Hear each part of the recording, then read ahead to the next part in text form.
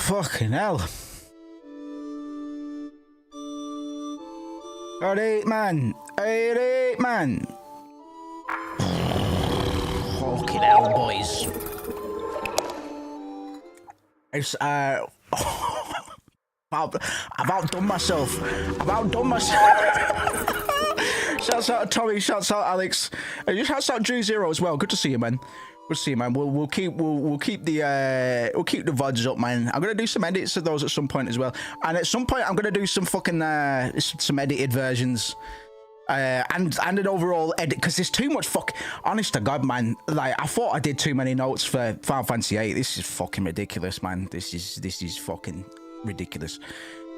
So I'm gonna ease myself into it, man. I'm having a late in the day coffee because I'm just a mad cunt like that, man. Happy Monday, man. Let's start it off properly. Let's learn a few things, man. Let's discuss culture. Back when culture was actually a thing. Because this came out the year that culture slowly began decaying. It started falling victim to the laws of entropy. I'm gonna let it play through the intro cycle a couple of times, man, because this is where it all begins, innit? Right? Anybody that knows what we're in for will know that we get most of the story in these little slides here, man. Virtue, you don't need a reason to help people. You don't need a reason to spit in people's mouths either, but it helps.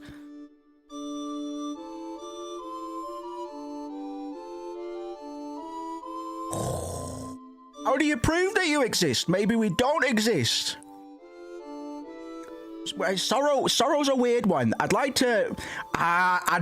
see, I already know one thing that I've not fucking buffed up, man. Dilemma. Having sworn fealty, must I spend my life in servitude? I didn't go and look at the, fucking... the translation. I have studied the actual... indulgence. I do what I want. You have a problem? I have to think of voices for everyone, man. Well, I'm not. I'm just gonna redo all the voices I did for the fucking cunts on FF8, man. It was all of them. We didn't get Freya. We didn't get a few of those cunts, man. Let's wait till it goes around, man. I didn't go and take notes on the I mean, the translation for FF9 is the best it's been in the series up until this point. FF8 is alright, but it still mucks up a lot of characterization with Squall and Ultimacia. I'm gonna wait for the next card, so we're just gonna go around the flute. We're just gonna go around the flute loop for a little. I was gonna learn to play this on piano before stream as well, man, because it's actually not that bad to play. I was just gonna come out, like, get the sunglasses on and just go, welcome back to another series of Final Fantasy Over-Explained, where we give the most autistic takes on Final Fantasy you could imagine. This is pretty much where my Final Fantasy expertise ends. Like, we might do a 10 playthrough at some point, because that'll be fucking easy in comparison, man. Just because of the voice acting. I always underestimate the amount of research I end up doing. Because of the Shakespearean component in Final Fantasy 9, I was fucking out of my depth, man. There's voice mods if you want to save yourself. Nah. Appreciate the consideration, but nah. Let me know if my mic's alright as well. I tweaked some of the settings, so it might be fucked for all I know. So I'm just settling in. I wait for the other character cards to reveal themselves. Devotion.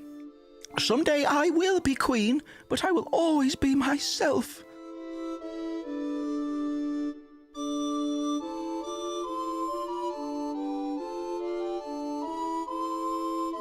Despair, to be forgotten, is worse than death. Fucking bold takes from Freya. We're gonna get into all of this, man. The reason I'm letting it play is so we can familiarize ourselves. Arrogance. The only dependable thing about the future is uncertainty. This fucking... The philosophy game is already way more pronounced than it ever has been. Solitude. I don't want to be alone anymore. Way more pronounced. So I just have to, because I'm low key a little bit.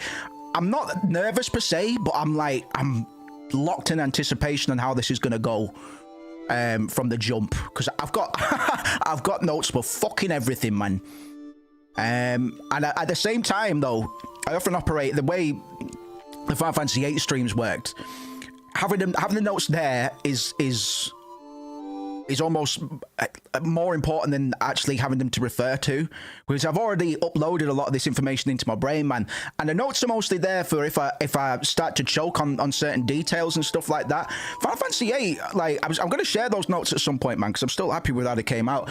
But didn't refer to him half as much as I needed to. But mind you, we didn't.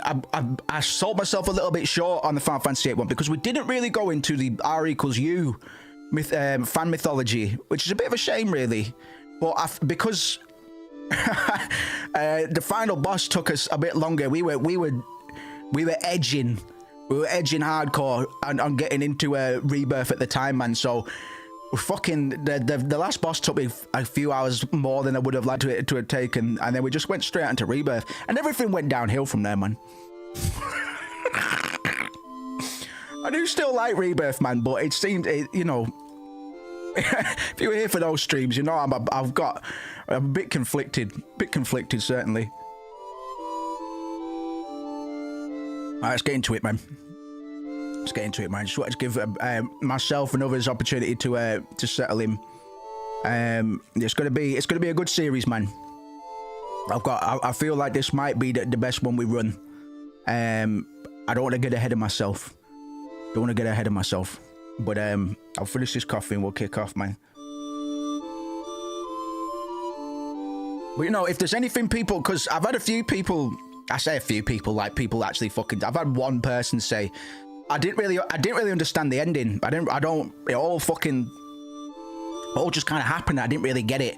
And you'll get a lot of people talking about the final encounter and stuff being underwhelming. I've got you covered, man. There's nothing underwhelming about it.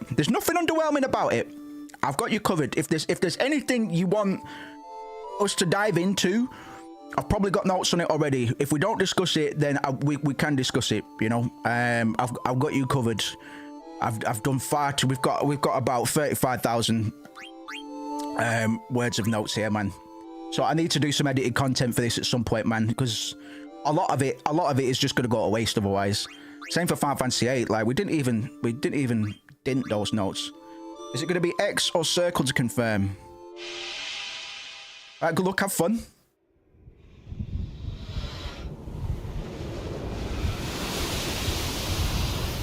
So we've got a storm already, man. A classic symbol. Chaos, change, fate. Garnet, a child, is adrift in a small boat lost at sea.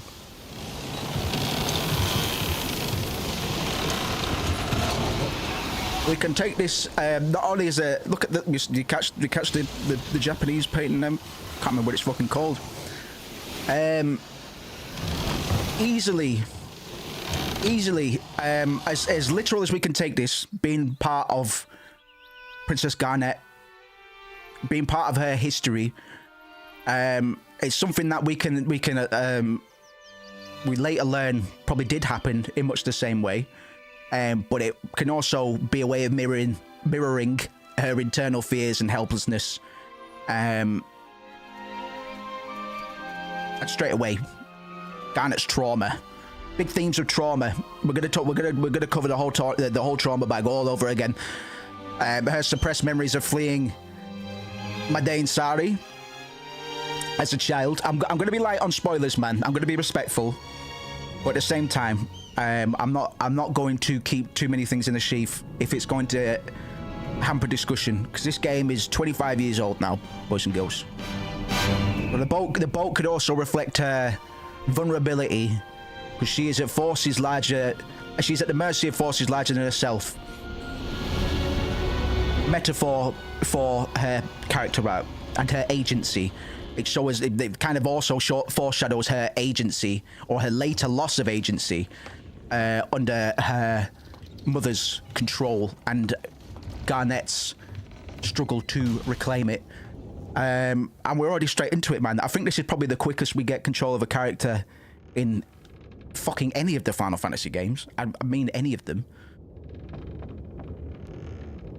Guess nobody's here yet. We'll decide on voices as we go, man.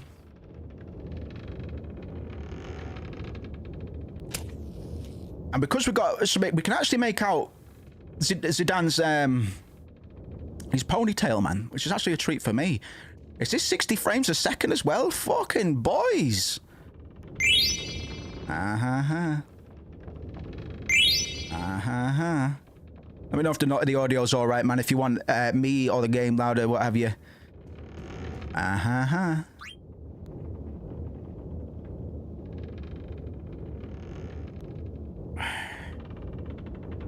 hate this, by the way. I hate the I hate this. I hate this. The best thing about this new way of displaying the character naming sequences is the top right bio that we get. Race, tailed human. Gender, male. Age, 16. Dominant hand, right. It's important we know which hand he wanks with. It's me, Zidane. Zidane. I've heard all sorts. I've heard Zidane, Zidane, all sorts, man. Zidane. Sorry, Zidane. I'll probably jump around a bit. What does Dissidia regard it as? Is anybody up on this? Does anybody actually know what the pronunciation is? So I'm probably wrong, man.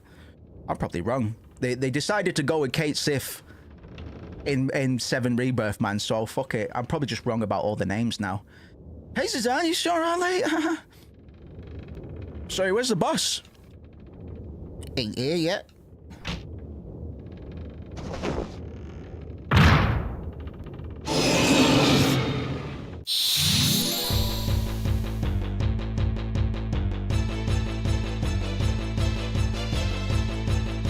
So, I've got some performance enhancers in terms of the load times for combat and stuff like that. Just to keep Zidane or Zidane. I've got a few little performance enhancers, but I'm just testing them out. If it's too jarring, I can always turn them down. Final Fantasy IX, unfortunately, as gorgeous as its battle sequences are, they're probably the slowest in the franchise. Did he just fucking one-shot Sinner? We're trying to get the Mage Master at the moment. Yeah, I'm gonna say if it looks a bit jarring, or a bit too jarring, I should say. Oh, there it is. I'll revert to standard speeds and stuff like that. But we'll see how we get along. I do want it because I do want to deliver a somewhat authentic experience, man. It's just quality of life stuff for the sake of the playthrough. But we do have the upscaled textures as well. We're not running many hardcore mods, man. I haven't got the Beatrix mod. I haven't got the Lani mod. Zidane. It's not the worst. Zidane. I can kind of see it. I'm gonna piss people off, man. Because it's Zidane. It took me ages. When I was a baby and I never had to speak these names out loud to people, it was like Zidane or something, you know, like. I played this. How old was I? Would have been 9 when this came out. Funnily enough, 7 when Final Fantasy 7 came out. 8 when 8 came out. 9 when 9 came out. That's fucking cool, isn't it? Hey, fools! You're looking a lot better.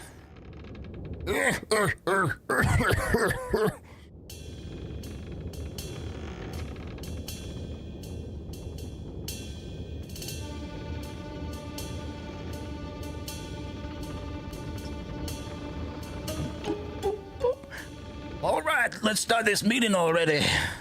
Booyah! God, this game looks so gorgeous, man. The upscales are really good, man. My friends and I always pronounced it Zidane. That's fair enough, man. I will just have to agree because I don't really fucking care. Like, you know what I mean? The reason I ended up calling him Zidane is because of Zinedine Zidane. Like. And I don't even give a fuck about football either. That was just my first point of reference for the name and its French origins. Probably French, I don't know. So the storm at the beginning as well. Good mirror for decide. We're going to be getting into themes like existentialism, absurdism, nihilism. My three favorite things in any plot, really. Garnet is cast into a chaotic world where there is no inherent meaning, just only the struggle to survive. We know nothing of this game at the very start for the first 5 or so seconds, except for Garnet's plight as a wean in the ocean. Nothing else, man. It's just a harsh and intrusive world that's out to get them at that point. Search for origin later in the game could easily then refer to like Sartre's existential idea that one must define their own purpose in a world where there are no clear answers. At sea, there are no clear answers. You are up against it. That's why it serves as a really good metaphor just to set us up, man, for these ideas of like determinism, free will, and fate and stuff, and individualism that we're going to be getting into. Here's the plan. Tantalus, the infamous band of daring thieves, that's us, is heading to the kingdom of Alexandria. Our mission, to kidnap the heir to the throne, Princess Garnet. I'll take it from here, so listen up. Our ship's about to dock at Alexandria. And when it does, we're gonna put on our costumes and perform I Want to Be Your Canary, the most popular play in Alexandria. We're gonna get in. Listen, man, just give me. I'll let the game warm up, because Lord Avon, I've got too much on Lord Avon, man. Shouts out to Ashley. Good to have you. You've not missed anything. I know. I think everybody in attendance at the moment. Let me show of hands for who's completed Final Fantasy 9, because that'll help me in how in knowing how veiled I have to be in terms of spoilers and stuff. Because we might have like chaps like Auntie joining us, and I'll kind of keep some things in the sheath. Don't want to spoil this game, man. You know what I mean? It's the same as any other game that I love and I wish to present to people in a way that I initially had it presented to me as well, you know. Break a leg, Marcus, because you're playing the lead. This is extra good because I always imagined Baku with a gravely British accent. Fantastic. There we go then. All right, Marcus, Leave the acting to me. Of course, the real kidnappers will be Blank and Zidane. Sorry, what's your name again? sorry. Marcus, I'm getting my fucking names mixed up. I'll distract the audience from backstage with these little buggers. I can't stand Oglops, but I'll manage, so don't worry about me. And if that'll be your cue, Zidane. Right, I'm gonna go for the Easter egg. Just to show it off, I'm going to incorrectly answer this question a silly amount of times. Shouts out to Nero, man. I had a feeling I'd see you today, man. I'm gonna go for the first option, and we're gonna get a wee little Easter egg just to. You bet we're gonna kidnap the fat-ass, butt-ugly queen. All right, quit joking around. We're just gonna do. I can't remember how many times you have to do this. It might be like 50, but we're gonna go for it, man. Just so people who weren't aware of it get to see this little Easter egg. I've always been quite impressed by Baku's donkey ears. They really went far out with these. We'll talk about the character design. We'll talk about fucking everything, man. But he's got his little pig nose and his little donkey ears, man. It's absolutely fantastic. All these characters so far are so fucking vibrant. And they, you know, so is the environment. We've got upscaled textures in the background. It's probably got upscaled textures all around. The game looks fucking phenomenal, man. We're just gonna do it. You have to do it an absurd amount of times, and then something happens. I'll get into all the minutiae, man. We might not do all the side content necessarily, but in terms of little Easter eggs and stuff here and there, we'll go for it all, man. And I still don't know how to run this in terms of leveling, man. I was considering doing a level 1 playthrough. If people would like a level 1 playthrough, let me know. If not, we'll just play it naturally. But I'm easy. I'm very easily. I'll very happily and easily do either. A bit more challenging on a level 1, but it's not that bad. Do do do do do do do do do do do. So this will be the first time that we ever hear the theme of Tantalus, or We Are Thieves. The theme of the theatre thief group Tantalus. Before we get it as a leitmotif before we actually hear the actual dun dun dun dun dun dun dun dun dun dun dun dun. Have you want to play your experience as much as I appreciate you. Yeah, we'll see. We'll see. We don't have to make the decision for a bit either, actually. I don't think we actually get the opportunity to get XP until we get Evil Forest side. Oh, it's just going to be so good, man. This is going to be so good. This is going to be so good. Can't remember how many times this is, man. It might. My brain pulled 50 out of its ass. It might actually be 50 times. Let's just do it. Let's just go for it, man. I should have been counting.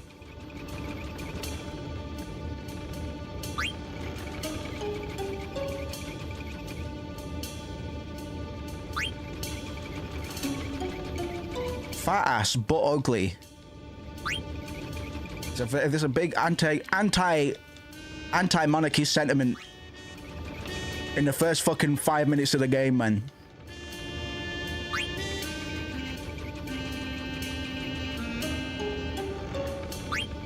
Might actually be 50.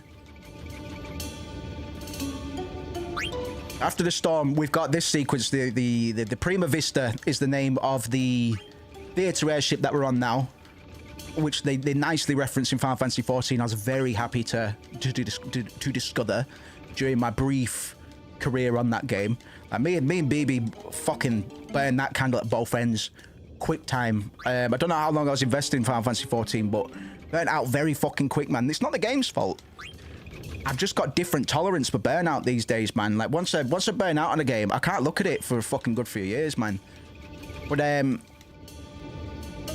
as a stark contrast to Garnet's intro, where everything is hostile, dark, intrepid, and dangerous, when we transition to Zidane, he's seen looking out over the horizon, representing his role as being a representative of, or an agent of, the force of free will. Just stark contrast to how we've already been introduced to Garnet's stakes and agency within the world so far, which is fuck all. I understand that I'm reading a lot into what amounts to 10 seconds of cutscene footage, and this is one of the risks that we occasionally ran with Final Fantasy 7 and Final Fantasy 8 64 times. Thank you very much. Is looking too deeply into things that don't really need, or don't really deserve. What's the word? In terms of critical reading, sometimes you can do a critical reading of anything, and you can extrapolate any meaning from anything, man. So whenever I'm doing these sorts of readings, man, I have to justify it. I have to back it up. I have to back up my own bullshit, man. Because ultimately, when you were doing critical readings of anything, you're allowed to do ass pulls and say, oh, well, this actually reminds me of, fucking, I don't know. This reminds me of the movie Event Horizon. It's like, okay, that's a bit of a pull. What do you mean? And if you can go on to then rationalize it, then it's whatever, man. You need to justify your own require. Yes, shouts out to Let Me Die. You need to be able to, in my mind, you need to be able to back up your fucking bullshit. So I'm gonna try and do that all the time, man. If I get like a 10-minute reading out of a 10-second sequence, I need to make sure it's worthwhile and that I'm not just pulling stuff out of my ass, man. And if I do start pulling stuff out of my ass and people notice, fucking slap me on the wrist for it, man. Because I got a few things incorrect when it came to Final Fantasy VIII.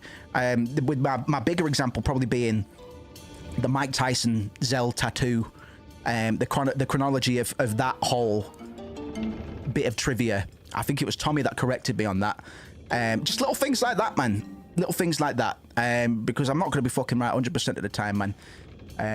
Only 99. Only 99. No. We must be well over halfway, man. We're in no rush.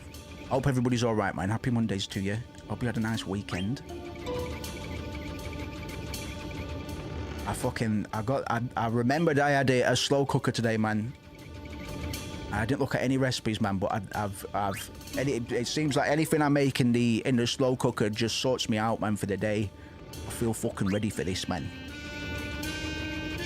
I'm gonna tell my kids Mike Tyson got a Zell tattoo. That's it, man. That's what I was telling people, man. More or less what I was telling people. Yes, man! Yes! Zidane, I reckon you're more... Oh, hold on. Zidane, I reckon you're more stubborn than a grumpy mule. There we go. You bet. You're gonna kidnap the most babylicious beauty in all of Alexandria, Princess Garnet. That was it.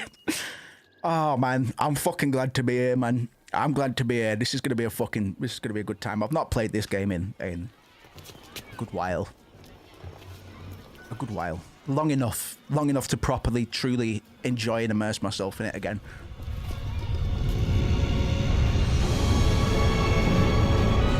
I'm citing the name of all these goated names as well, man.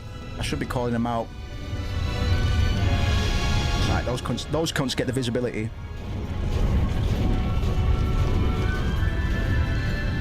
Just the little things, man. Hiroshi Kawaii. He's adorable. Dee, dee, dee, dee, dee. Bam, bam, bam, bam, bam.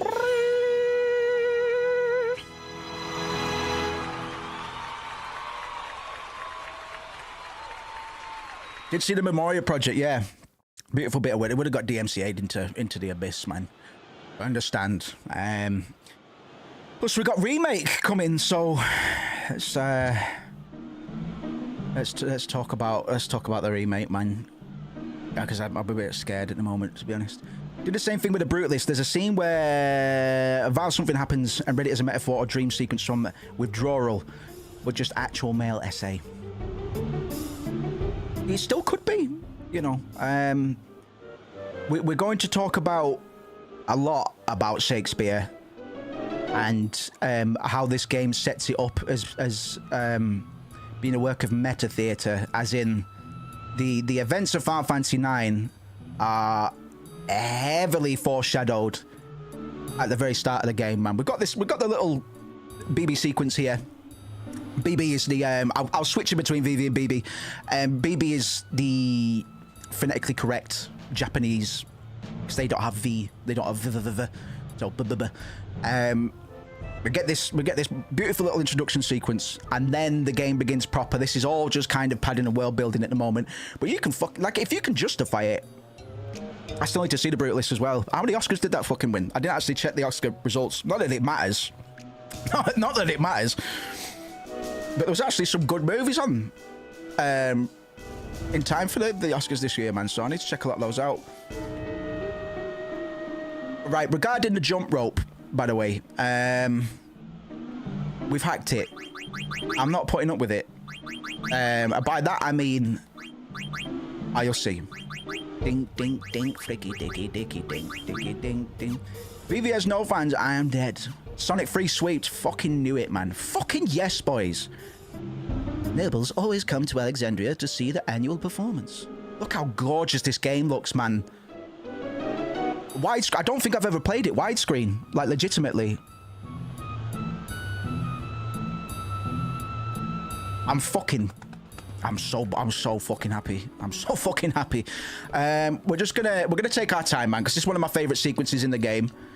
We're just gonna run about, get some goodies. I've already missed some in the foreground. We're just gonna get some goodies, man, and spend our time talking to people. Before I get all hot and heavy on the notes, on the critical reading stuff. Yeah, man, they killed it. I don't think I've ever played it in this sort of fidelity. Like I can see that the AI,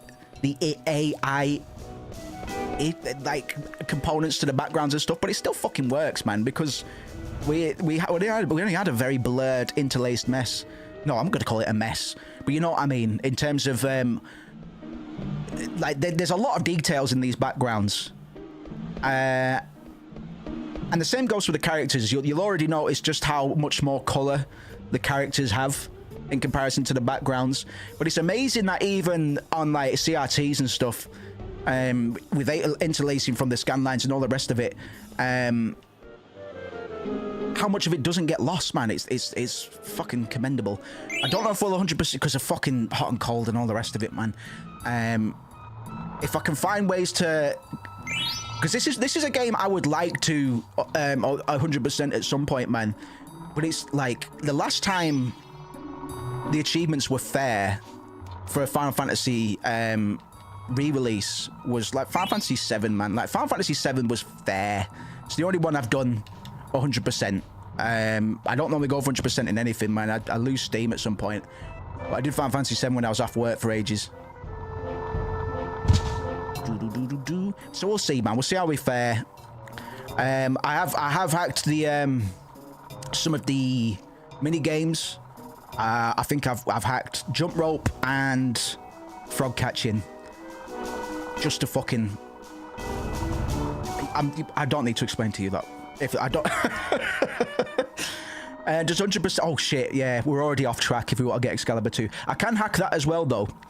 I can hack that as well. If we want it, we can hack that.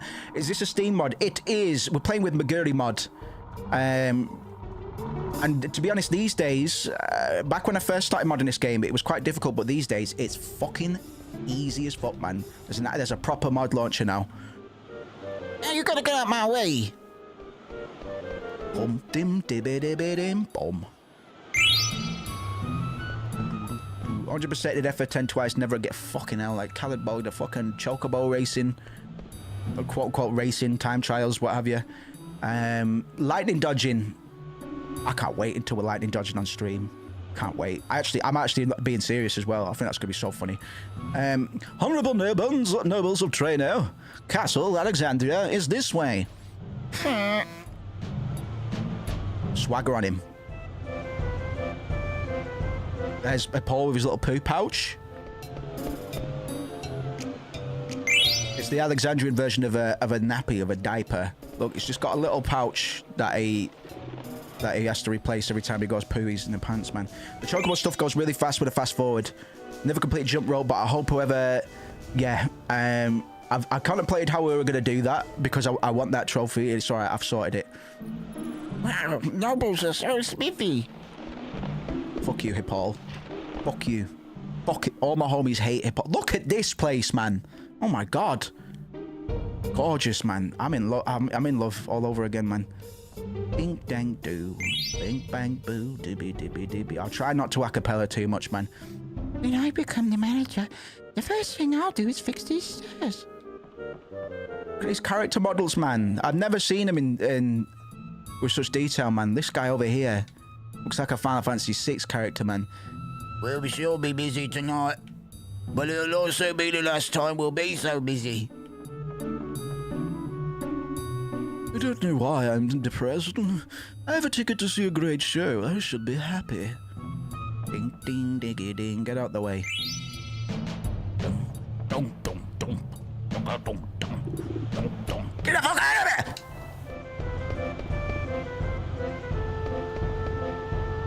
Wow, how'd you get a ticket for the show?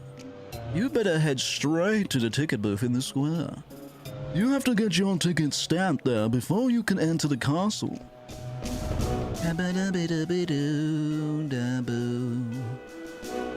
Doug's Item Shop.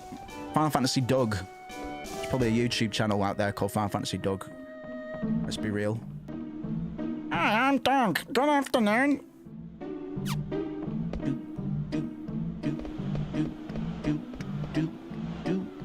Right, let's get this over with. Peek into the ticket booth.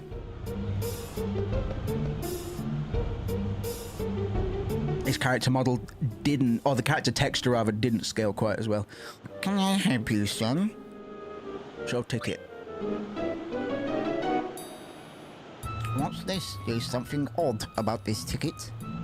Why, it's another fake. I've seen so many today. Now, don't cry. I know how you must feel. Here, I'll give you these. Do try to cheer up now, hmm? Talk to Alleyway Jack to learn more about cards. Good luck, lad. Alleyway Jack, I didn't learn this until a couple of days ago. Alleyway Jack is apparently a self-insert for Sakaguchi. So when we see Alleyway Jack, we'll pour over his text and see what he means by that.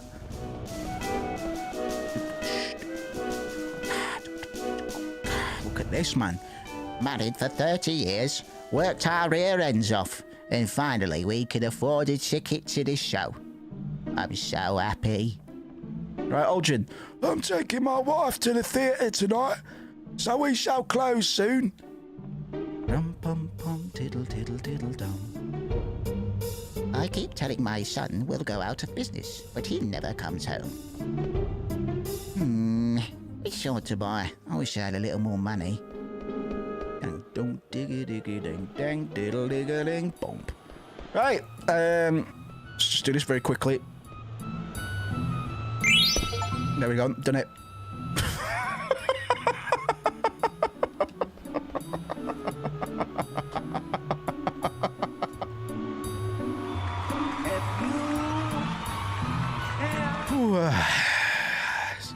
Hard work, but sometimes somebody's got to commit, man. Somebody's got to commit. Somebody's got to do it. What do you mean there's no vacancies? Yes, you see. Really quite sorry. Well, I don't believe this. I have a reservation, damn it. Jeez. Right, no, I know, man. Fucking sweating. City people are so scary. Right, big lad. Sorry, no vacancies today. Busy, busy, busy. Fucking terrifying. Fucking hell, man. Aha, rinsed it, man. I'm sorry, Tommy. Fantastic. Oh, I'm so happy. So happy. I'll keep my three precious cards in the safe place. Diggy ding, dang, diggle, diggle, do. We're not going to worry about Tetramaster too much. I mean, there's a sequence later on where we kind of, you know, we're encouraged to, but... Bastard! You made me miss you, little fuck! You cunt! No, I didn't, man. You need to fucking grow up here, man. You need to grow up. That should do it. Alright, get out of here, man. Right, alleyway Jack should come down in a minute, man. What if it was my controller? Yeah, probably, man. Probably. It's probably, yeah. Just try it. Just, it's probably a skill issue. Yeah, it's fake.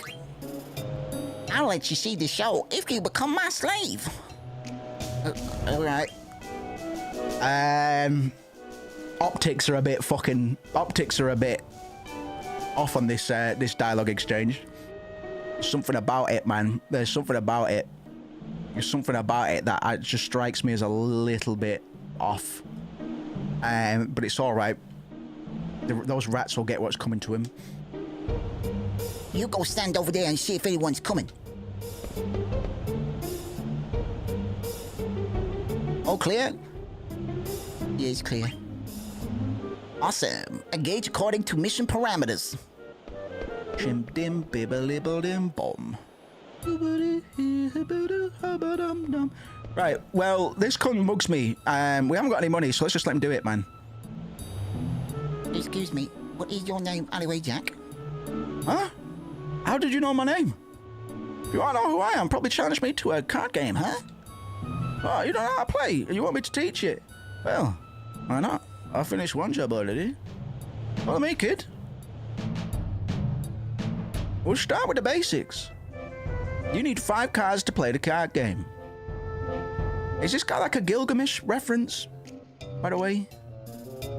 He's the only cunt I can think of that was just walking about with 4 arms. To play a game, approach somebody and press square. Some people may not be interested. In that case, move on to someone else. I can understand. This is the only town where I'm called Alleyway Jack. I go by other names elsewhere. They're also just alias RK. You want to know my real name? I'll tell you when you get better. Okay.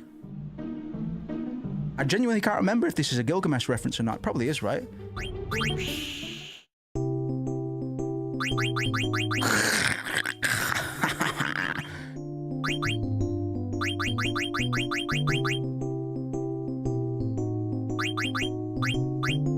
He is Gilgamesh, gotcha. Fucking confirmed. That's a lovely cacti, to be honest. Let's hold on to those. We don't need to be as precious. I mean, we fucked up the whole card dealio in 8 anyway. We don't need to be as precious with cards in this one. Fucking hell, look at the I think his actual name is Gilgamesh, gotcha. Look at the upscaled card textures are lovely as well, I must say.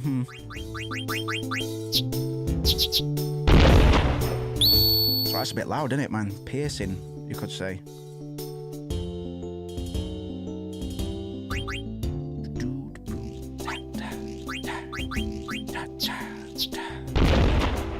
Ahaha!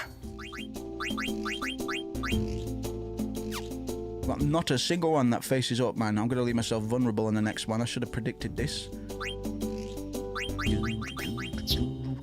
Boo-doo-doo-doo. Boo, boo, boo. Boo, boo, oh yeah, I love Tetramaster, man. I fucking so good. It's so fair. It's so fair and it makes so much sense. Sorry,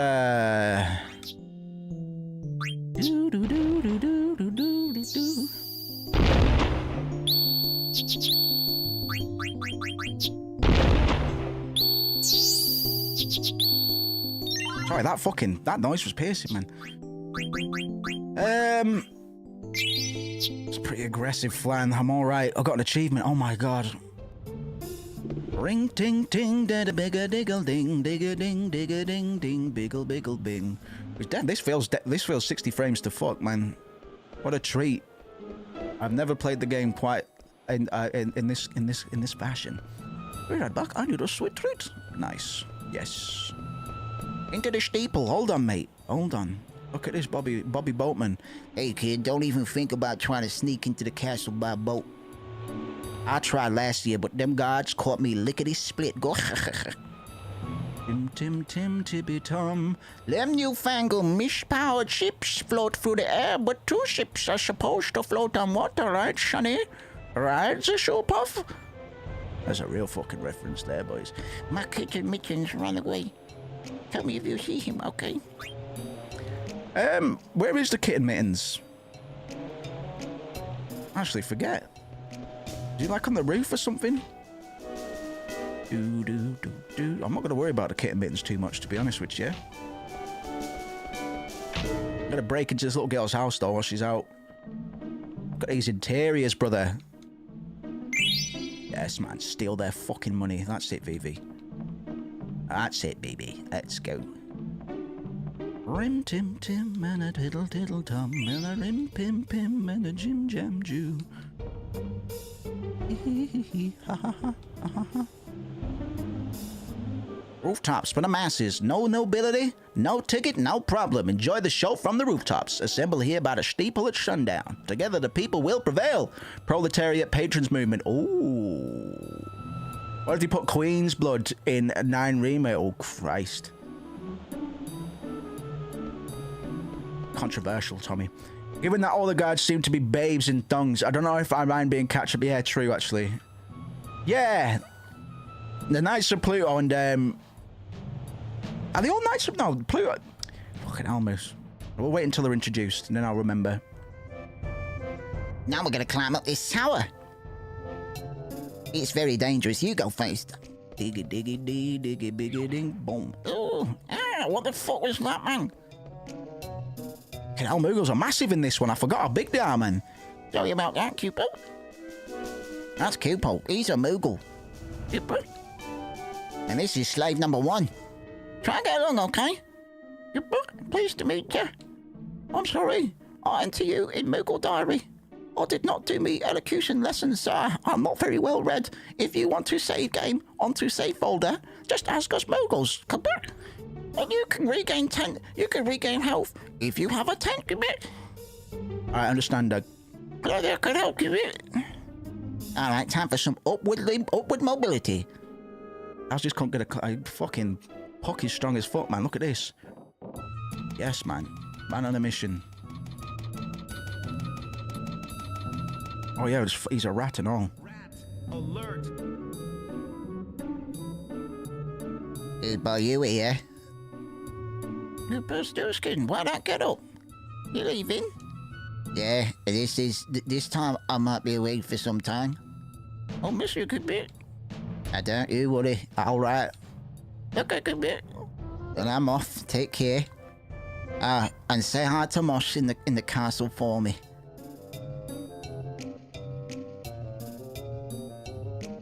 Moogles are more than they appear in this one, man. Just reminded me of another Easter egg we're gonna have to get when we get to the world map. Is that a friend of yours? It's a very special one, could you be? Hey, slave, I thought I ordered you up here.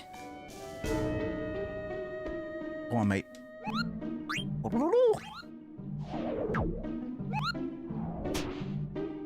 Beautiful animation, man. Don't know when that was. Don't know when that was. It's saved them, man. It's all right. Mognet, you can deliver. You can deliver letters to the Moogles and that, and it's fucking great. It's great crack. Doodle doodle dee dibble dibble. Can't remember if there's anything on here. I guess there is. Ding dang doo dibble dee. Right, anything I neglected doing, really. It always feels like I rush through this bit, but to be honest, I think most time is spent trying to fucking do the bastard jump rope game, so...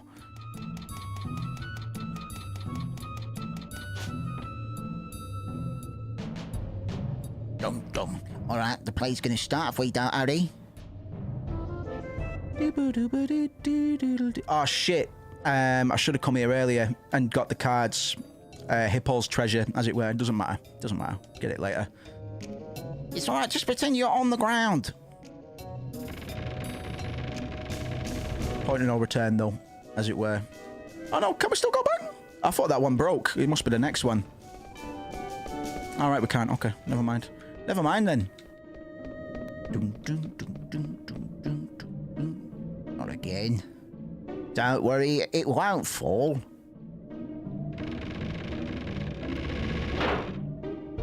Yeah, I'll guess it fell. No point in worrying now, right? Ding dang do dibble dibble dibble dee. Dimmer shim dimmer shoo they baby baby boom dibby dibby ting tang doo. Oh yeah, I almost forgot. I don't even know your name. Race, black mage, male. Appears to be 9? Dominant hand. Right, he's not here yet. He's not here yet. So your name's Vivi, huh? Kind of funny name. My name's Puck. First direct Shakespeare reference. We'll get into it in just a moment. Pleased to meet you.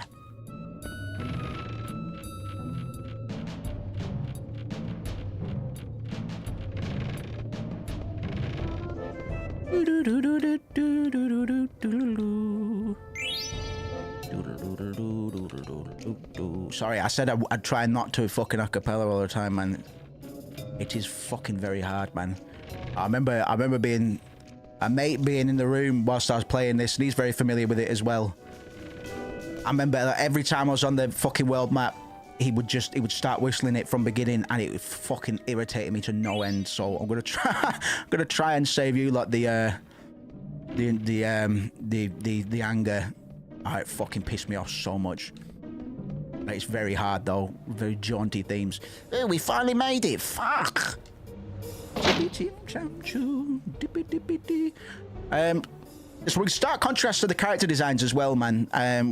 We can see it already with like Puck and Vivi that we've got much more chibi orientated designs, especially compared to the former Final Fantasy VIII, which was probably the most realistic it had been in terms of character proportions, all the rest of it. Many and Square were dead skeptical about having the characters presented like this, especially because it's such a snap from the realism that was presented in the former 2 titles, especially. So the character designer in this wasn't Tetsuya Nomura. It was Toshiyuki Itahana, who was a toy designer, I believe. The design team fought to keep the fairy tale aesthetic, and they prevailed in the end because they believed it fit Nine's theme better than realism. And Itahana's been on record talking about there being concerns that the art style was too childish, but they knew it was the right choice, and I can't help but fucking agree with them, man. Come on, let's go.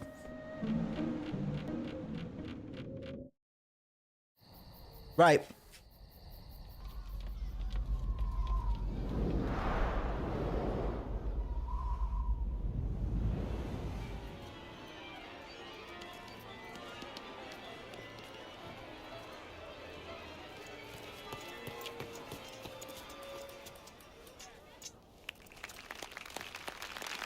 Talk about I Want to Be Your Canary.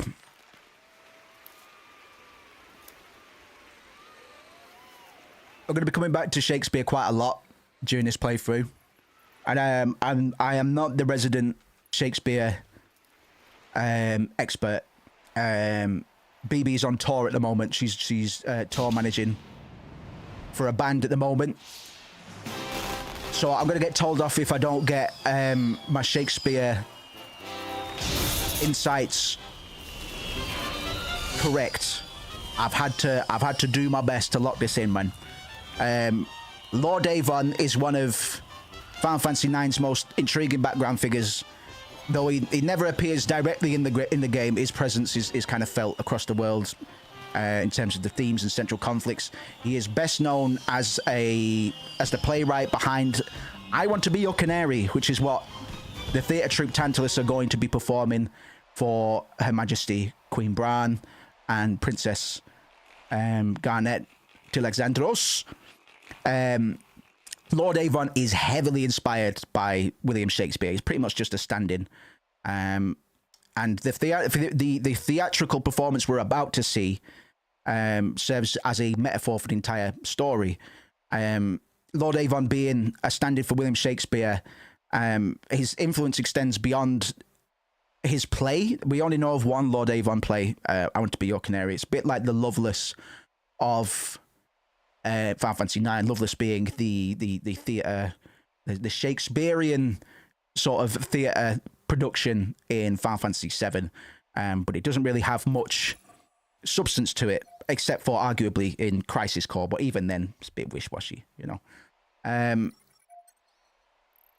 So, similar to Shakespeare, Lord Avon's themes of like fate, love, deception, and identity shape Final Fantasy IX's narrative structure, character arcs, philosophical core from the fucking very beginning. For all intents and purposes, we should treat this as the introduction to Final Fantasy IX. I know we've had our little world building, character introduction sequences with, I mean, you could argue briefly with Garnet, but with particularly with Zidane and Vivi. Really, this is where the game begins for us. The game opens with a theatre performance, and spoilers, it also ends with one. Therefore, we can take everything that is about to occur in this theatre performance as being a microcosm of the entire story. Lord Avon is revered as the most famous playwright in the world of Gaia. His works are performed across regions, suggesting already, before we've really been name dropped, but we were extrapolating a little bit from the future here, but don't worry about that. The world of Final Fantasy IX from this, we can take we know that art and literature are deeply valued, even in a world dominated by like war and monarchy. Theatre serves as both entertainment and political commentary, much like Shakespeare's plays did in Renaissance England.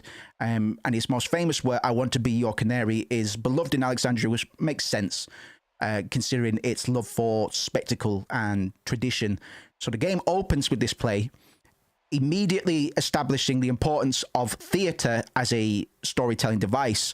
I Want to Be Your Canary is being performed for Queen Bran, suggesting that Avon's works are favoured by royalty, which it parallels Shakespeare's real-life patronage by Queen Elizabeth I and King James I, showing how powerful figures have historically supported and sometimes manipulated art.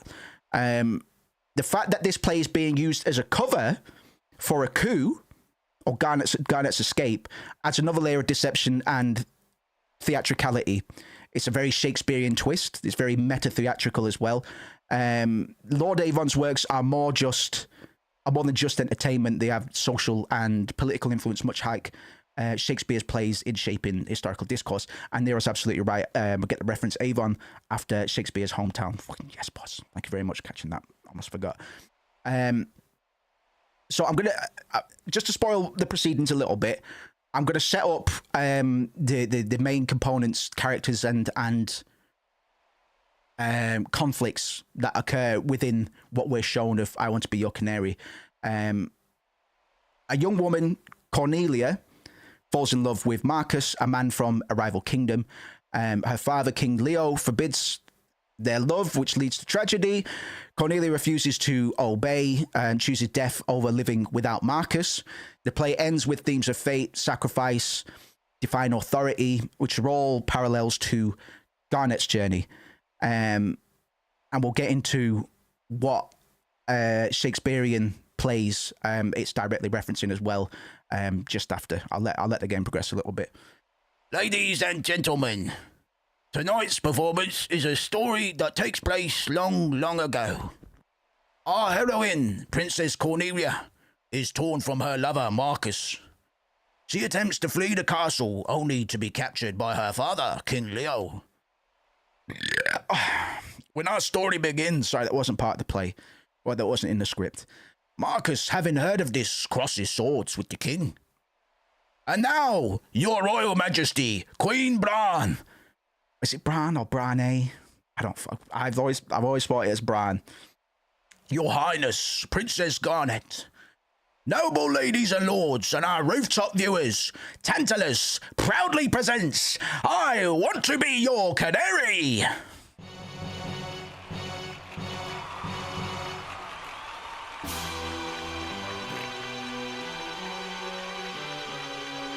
Bereft of oath, Marcus, thou hast lost even thy love. This is going by quickly. Fortune have escapeth thee. For what end shalt thou live? For the sake of our friend, let us bury our steel in the heart of the wretched King Leo. Fucking guys going. Are you going to 100% to fight? We'll see, man. We shall back thee, kinsman.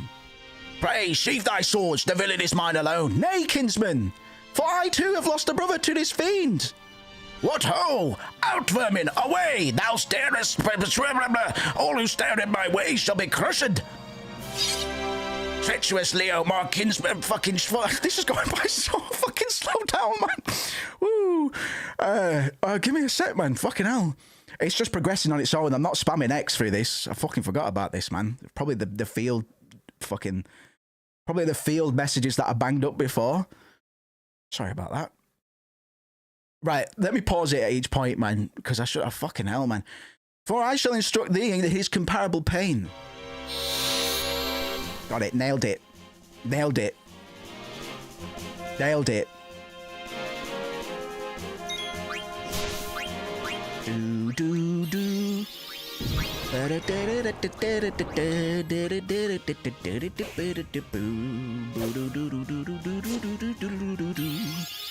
I know this song. I knew this song before it played.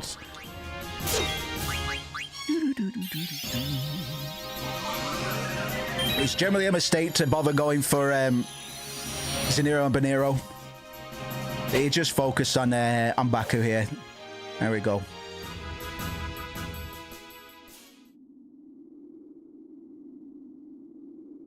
Shit, sorry. Fucking hell. Thou hast not seen the last of me, Marcus. Oh, sorry. Come back. Out of the way, Blank. Wait, what are you calling him Blank for? You calling him Blank for? What are you calling him Blank for? He's not Blank. Consider this, Zidane. If Prince Schneider were to marry Princess Cornelia, peace would reign over both their kingdoms.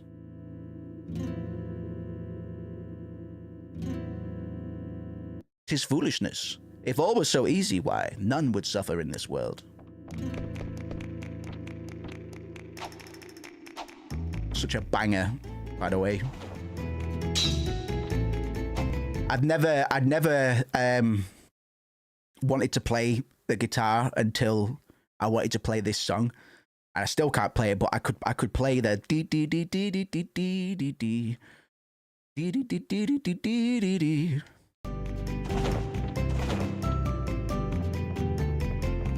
Don't worry too much. I'd say if you can veil the spoiler, then go for it.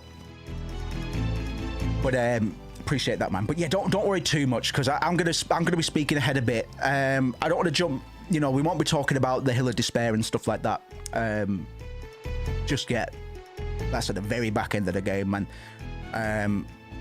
But yeah, don't worry, because this game's fucking 20 years old, man. If people, you know, we're talking about a piece of literature. We're talking about, it's like, oh, don't spoil Shakespeare. I know that's reaching a bit, but to us, or to many of us, this is our Shakespeare, man. The reason school didn't teach me much about language. Final Fantasy taught me a lot about language. Final Fantasy is the reason I became a writer. It was that impactful to me. That by the time I'd played this, and I was doing creative writing in primary school, some of my teachers were like, you should be a writer. It's like, fucking hell. It's like I didn't really get anything out of school. I never did. So I was never an overachiever or anything. I was always bright as a youth, but this is my culture. This is my tipping point. Final Fantasy 9 in particular, which is probably my favorite game of all time. I do dither between 7 and 9, but by the time 9 came out, I was old enough and I was familiar enough with Final Fantasy ethos and mythos to properly engage with it. But if people, I don't want people holding on to ideas either. Like, we should be able to. I'm happy to discuss them, you know. So it's veil. If you have got things that you want to discuss that are spoiler coded, veil them a little bit. Or you know, hold on to them as best you can. But you know, I don't want people to forget things either. It'd be a shame if we did, and then a few weeks after the playthrough, like, oh fuck yeah, we didn't talk about that, man. Is Madain Sari actually the Kingdom of Cornelia from FF1? Good question. I don't actually know. I'll look into that for you. That's a good shout. That's a very good shout. We've had Cornelia referenced already. It could well be. I wonder if there are so many animal characters in the game because of the theme. We're all equal in the face of. Potentially. Philosophical. I'll add those both to my notes. And I'll see if I can get her an answer. Well, you're probably right. With the themes that we're aware of, man, and we'll get straight into the fucking themes. We won't veil those. Those aren't gonna, because like the intro character cards. How do you know we exist? Maybe we don't exist. Those are all very fucking heady. Sort of. Oh shit! Yeah. What? It's the whole. I think, therefore I am stuff. It's starting off in very heady territory, and we need to set that up for the purpose of this discussion. We're going to get into some pretty heady territories, man, in terms of the meaning of life, general existentialism, absurdism, nihilism, all that good stuff, man.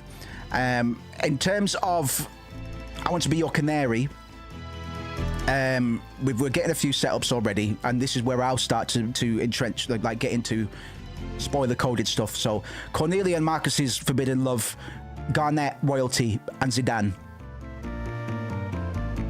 Despite their different worlds, Cornelia's rebellion against her father, Garnet's rebellion against.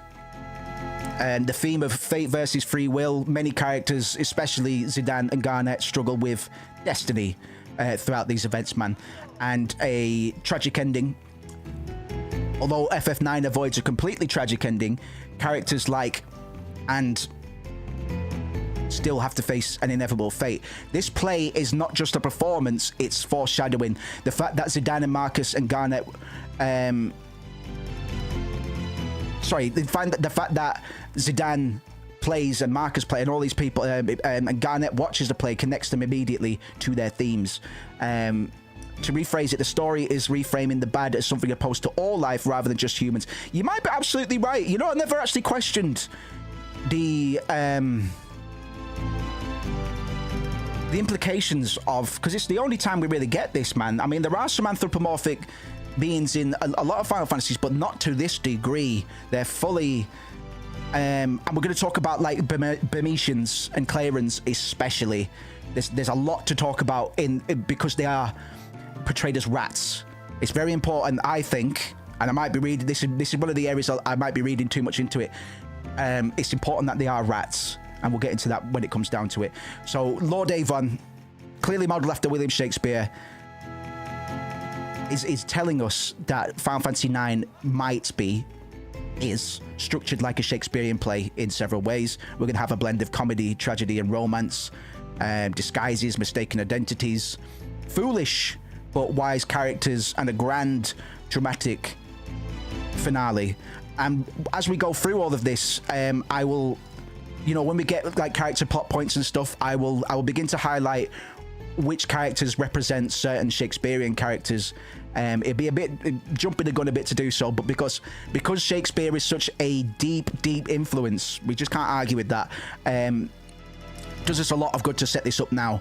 Final Fantasy IX is rich with deliberate Shakespearean influences.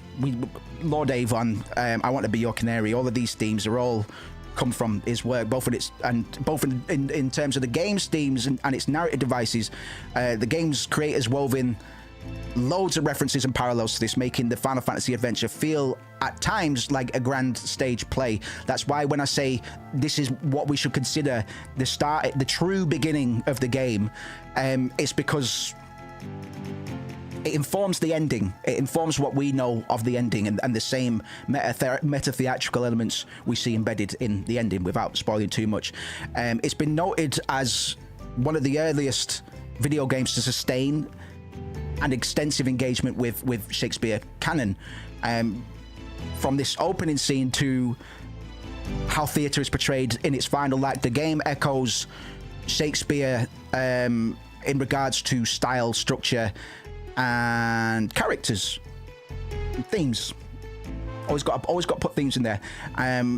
Like tragic comedy and stuff. We're going to get a lot more light-hearted comedy elements blended with serious tragedy in much the same way like Shakespeare did in plays like The Tempest, fucking loads of them, you know what I mean? But the story oscillates between playful humor, as seen in the antics of Zidane and the theatre group and Quina, Steiner, and then the profound drama, the destruction, existential musings on life and death.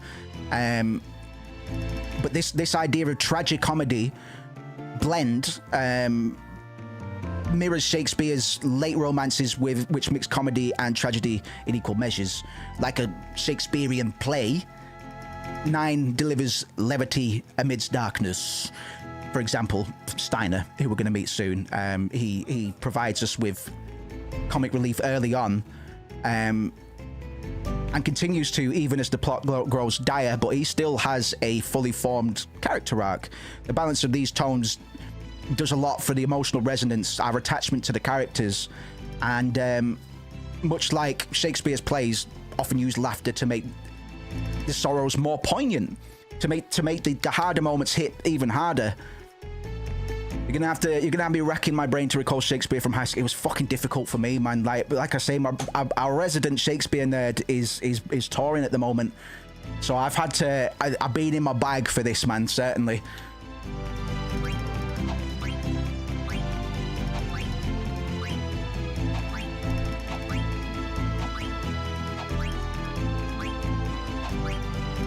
Forgive me, I'm gonna be quiet for a minute. Talking about time, Moose.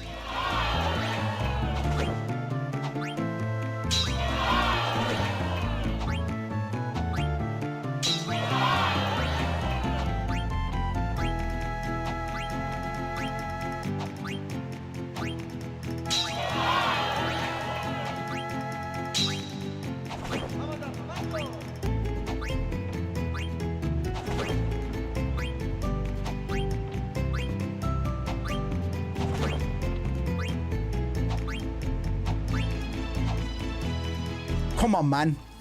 I'm not going to be able to do that again. Please, brother. 100. Yes, man. Fucking first time. Suck my dicks. Suck my collective dicks.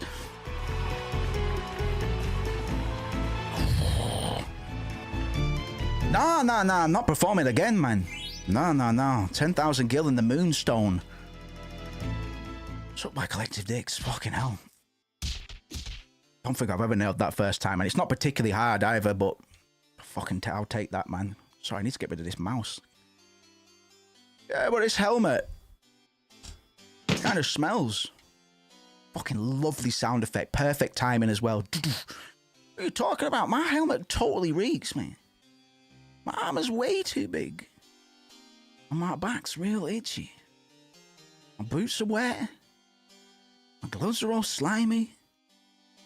There's cookie crumbs in my pocket. Alright, I get the picture. Fucking snappy dialogue, man. You still have the package, right? Don't worry, I won't screw up. I'm convinced they nerfed the minigame since the PS1's release. Probably, I was very surprised I got it there, man. I think if it went on for like 10 seconds longer, I would have bottled it. You might be right. Oh yeah, because I had the option to hack that one as well. I didn't bother. I've got a special something for the lovely queen. They are sleeping so soundly. Alexandria Castle.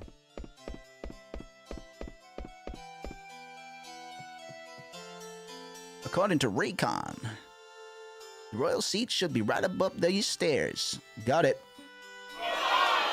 Uh-oh, the scene where Marcus sneaks into Cornelia's chamber is about to start.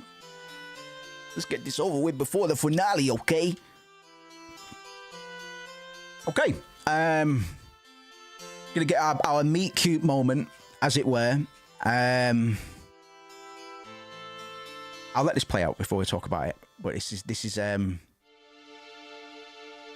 Torino, I love you, mate. We're not good. No, not at all. I hacked the fucking skipping rope one. I'm far from God's gift to gaming, man. Jesus Christ, it only gets worse every day, man. She sure is dressed funny. Would you please let me pass? Examine her face, man. Let's see. Is there something on my face? You got a big shit stain. You got a big skid mark up your nose. Oh no, you see.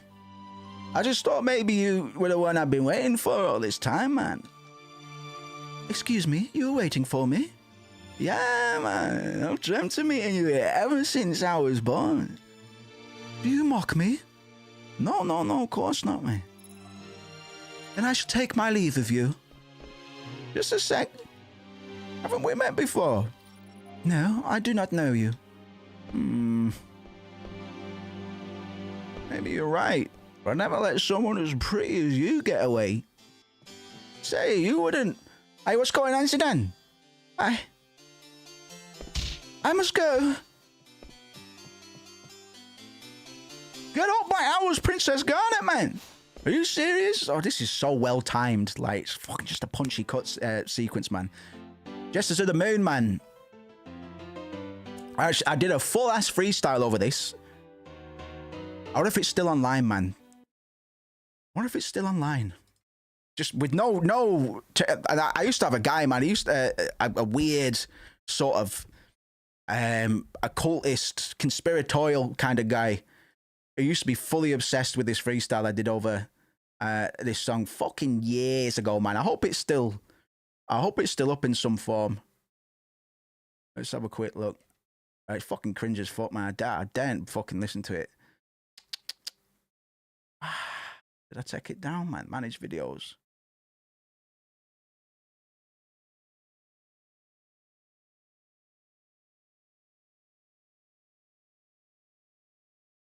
Man, what year must that have been in, man?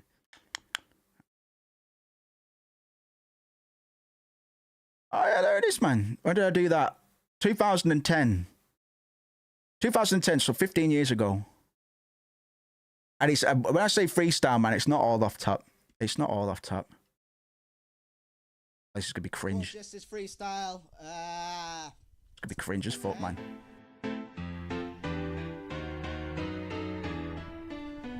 Blah, blah, blah, blah, blah. Whatever. yeah. Experimenting with drugs, synthetic adrenaline rush. Not a yard line, using a hollowed elephant tusk. Underdeveloped foot, primitive form I represent. Swing from street lamps, screaming and flinging my excrement. Make rappers kick the bucket. Oh, man.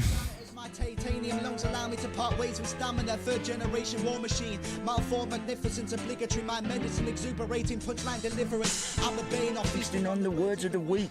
Tourette's camp and kill the first person that speaks. I murdered the beat. I'm certainly not feeling them. I seem to stop caring when my halo ran out of helium. Breathing like dragons, molecular structure raises temperature. Who's got a new groove? That'll be the emperor. Fucking painful, man. The one who puked in the bag, you're trying to panic in the night, getting frantic, blazing the purple haze. I'm an addict for this madness, and my brain is blurred for days. Pharmaceuticals appear to be all the rage. Lick a spliff up. I've got a feeling we'll be okay. Restricted. Fucking hell, man. Fucking hell, man. Go-go gadget, hotbox and tactical smoke screen combined. Backward banger with at least a quarter at a time. I blaze up and achieve the same look every session, and it seems the origin of the universe is always questioned. Which direction will we set in? I got better. I certainly got better. Or should I be section? Mon sections reflect on day-to-day fallacies. But a spliff is a depressant, doesn't lead to anarchy. Fuck it, fuck it. Yeah, sack it off, man. I definitely got better. I definitely got better. Cause I don't know what to say, feeling like I'm smitten, so I reform to writtens. Call me the abstract gangster. Sleep with alligator heads after responding with love letters to assassination threats. The game's insanest yet. Sucker punch the face of death. Grab the fucker in the headlock, squeeze hard and break his neck. Fuck blowing up, I much prefer grenades instead. Air rifles with laser pens. Fuck, man. Threats. I make these cunts lay to rest. The fabrical cunt in for a taste of fresh. I definitely got better, man. I definitely got better. Fuck me, I'm sorry about that. Sorry about that. Nose bleed, dead from my toes to those Fogo teeth. Just need to purify myself a little bit. Me, it'll flow with little old me. I need some lower inhibitions. Stop me soaking into the fiction. They don't know that my home is suspicious. They don't know that my soul's so delicious. Hey, but nutrition is fruitless. Sorry about that. Oh God. There was some cunt that was madly obsessed with that. Like every few years he'll pop up, he'll just go cut Justice freestyle, man. The Emperor's New Groove, oh, fuck, I can't, man. Like takes me like I'm just sad now. But I can't help it, man. Like that's my association with this song now. I've always been in love with this little fucking ditty. Sorry, I need to be doing Zone and Fawn justice, man. Our heads Queen Bran will have. We must hurry, we must. Sorry, I can't do both of the voices at the same time. I've tried. We are in trouble. Trouble we are in. Are we in? Sorry, fucking Yoda coded. The right way, that is not. I know it is not the right way. Really, do you? I really do. Wonder I sometimes do. Now is not the time to wonder. Hurry to Queen Bran must we. We must hurry to Queen Bran. Fucking physically, it brings physical distress, like physiological distress to my body listening to me try and get fucking. I don't believe in gift. I don't believe in being gifted. You know, it took me a long time to get good at fucking at the rapping. Yeah, the Solid, fucking hell, man. We'll talk about that Solid cipher at some point again, because fucking it's like I'm so impressed with myself. I even offered myself up. I was way out of my comfort zone at that point. But I had some love for the guy that asked me to do it. He started rapping because of me, man, and I'm not so above my audience that I'm like, yeah, man, fucking, I'm not going to engage with any of these. My fans are beneath me. Don't even like the word fans. It's hard work at it, man. We'll have to share some fucking craft at some point, man. I need to release some new stuff. But anyway, why is my camera being like that? Yeah, it's difficult, man, because a lot of people really like my older stuff as well, and there's very little of my older stuff I actually do like, but I have to just go, yeah, it's Yeah, thank you very much. Fucking hate compliments, bro, as well. So you can never. A true artist, in my mind, is never happy. Like we're doomed to be miserable. We're just doomed to be miserable. So we've got to embrace misery. Fucking truly embrace it, David Lynch style. That is not the right way. Not the right way. I know. Do you really? No, I really do. I really wonder sometimes. The time to wonder now is not. Hurry to see Her Majesty, we must.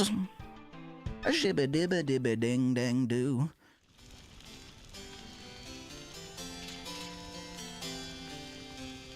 Oh, fucking Steiner voice. Steiner.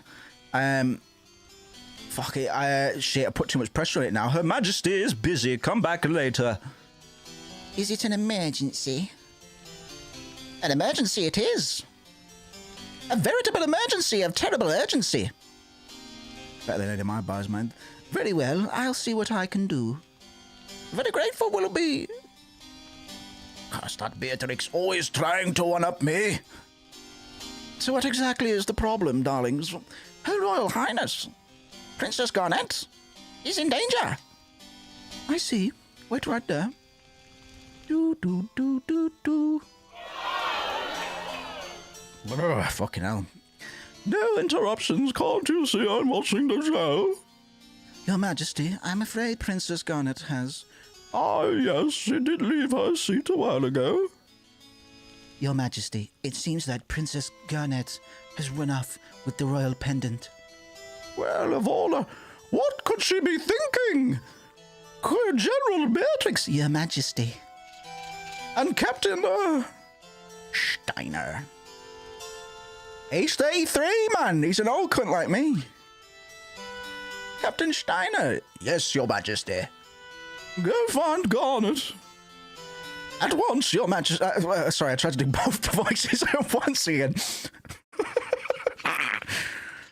Right, are we going to commit? Are we going to commit to this fucking side quest?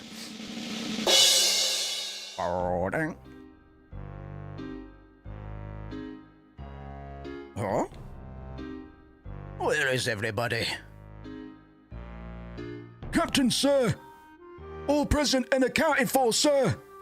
What are you talking about? There's only 2 of you. Where are the other 6? Do.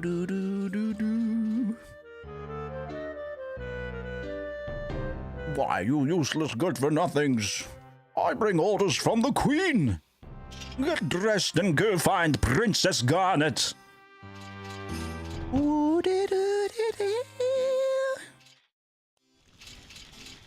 Moonstone, give it.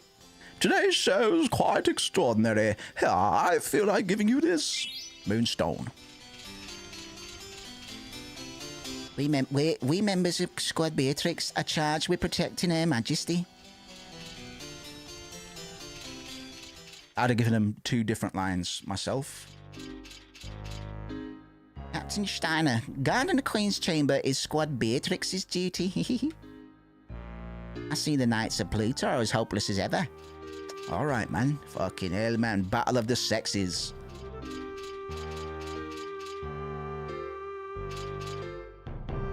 So I guess that they really did. Oh, really? You always have the latest news. Hey, I told you to look for the princess. What are you doing here? Oh, Captain, it looks like Wyman got together with Barbara at the pub. Why do I have to hear this? I told you nitwits to go search for the princess. At once, yes, sir. I laugh if Steiner should just whisper slurs to himself when he's really frustrated. That would really elevate his character. Not even because he's a racist, man. Just because he's fucking just needs to say something really, just something really vile, man. Just as a form of escapism. Maybe they should have just made him a racist, man. Fuck it. There was a kid who jump rope 1,000 times in a row today. It was amazing, Kupo. How did he do that? Can Moss jump 1,000 times? My best record is 333. That's really amazing, Kupo. I heard something great happens if you jump rope lots of times. Shut the fuck up, man. Talk to me about jumping rope.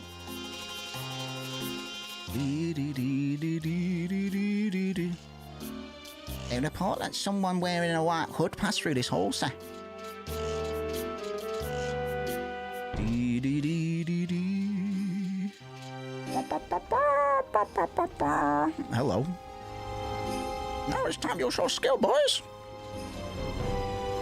Is this actually Quinna then? I mean, it is the same fucking model, but I just can't see Quinna being a head chef at this point. Onionmeister. Well, I'm gonna cry. Ovenmeister. Hate upon hate. Dishmeister. So many fine dishes. Eggmeister. Fried to perfection. It's not in your pan, son. He's fucking flipped it. Get it? Dishmeister, is it? So many fine dishes.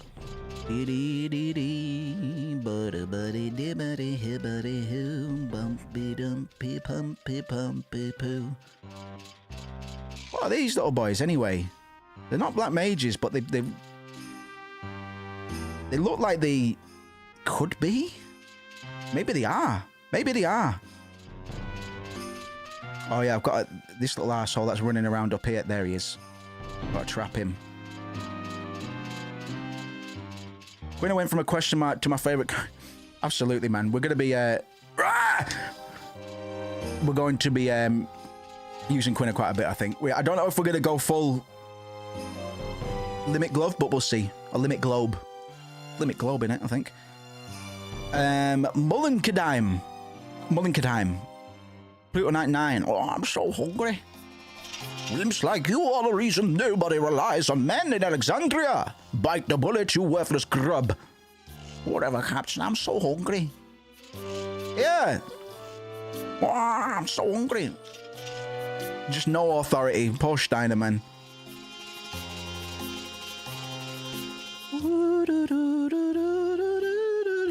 I forgot the best way to net this cunt, but we'll get it. We'll get it. Wait for him to cross that threshold. Right. Wait for him to cross that threshold. Go! Get him! Yes, sir, I'm looking, sir. All right. Didn't even need to get that one. Okay. Always get Kefka vibes from that painting of Queen Bran. Yeah. Fucking matriarchy at large in Final Fantasy IX. Matriarchy in Final Fantasy IX remake confirmed? You see, I never wanted to be in the military. I just wanted to write fantasy novels. You can't leave. Nitwit, you just joined us. Now go find the princess, soldier.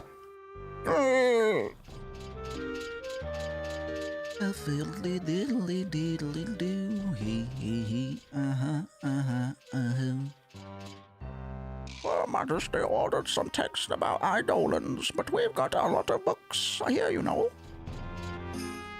We haven't seen the princess today. Fantastic voice work. VA provided by his cake and his cake. Oh! Yeah, absolutely. I should have delved into the art style, like the collected art, not the art style of the game itself, but the art that is presented to us from within the game. Hey, let's go to Trino, just the two of us. Let me think about it. You there, stop that immediately. Go search for Princess Garnet. Yes, sir, at once, sir.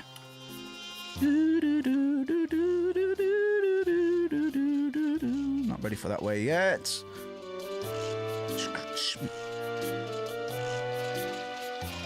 Jeff the Killer. Haagen-Dazs, Scoops Haagen-Dazs. Sitting here watching the water always brings peace to my soul. Care to have a seat, Captain? Now is not the time. By order of Her Majesty, we must go search for Princess Garnet. What? This calls for immediate action. Fair princess, be not afraid. Hagen is on the trail. Feel my fury. Working on my Steiner voice. Eventually something will click. It's been a while since I've had to voice an entire fucking game, but I wouldn't change it for the world. Oh, it's blank. Nobody has come this way either, sir.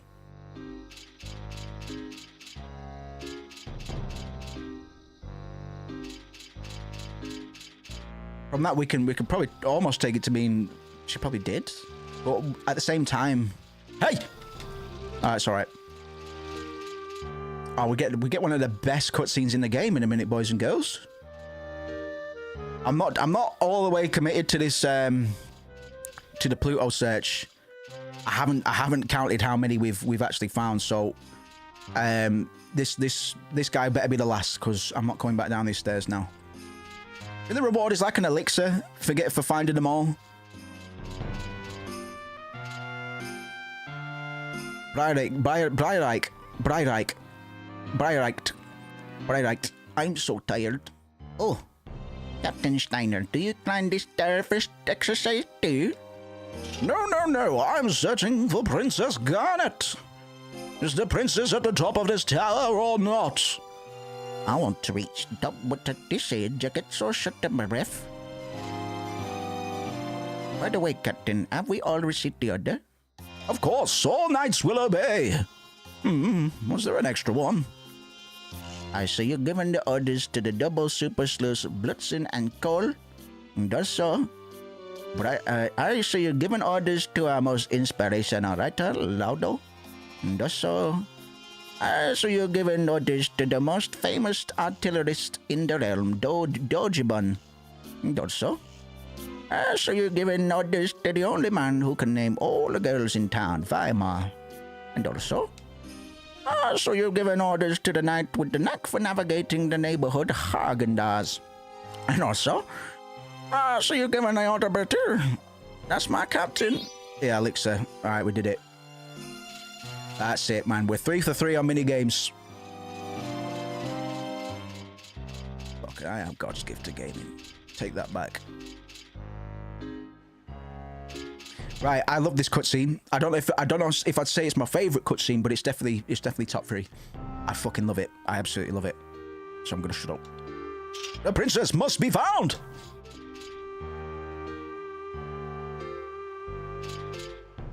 Wait, over there. It's Princess Garnet.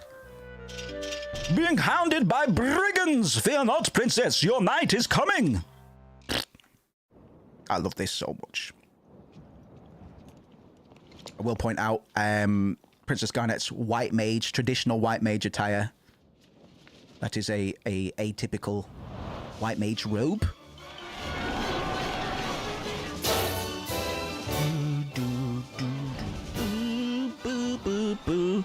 Oh, Melodies of Life leitmotif.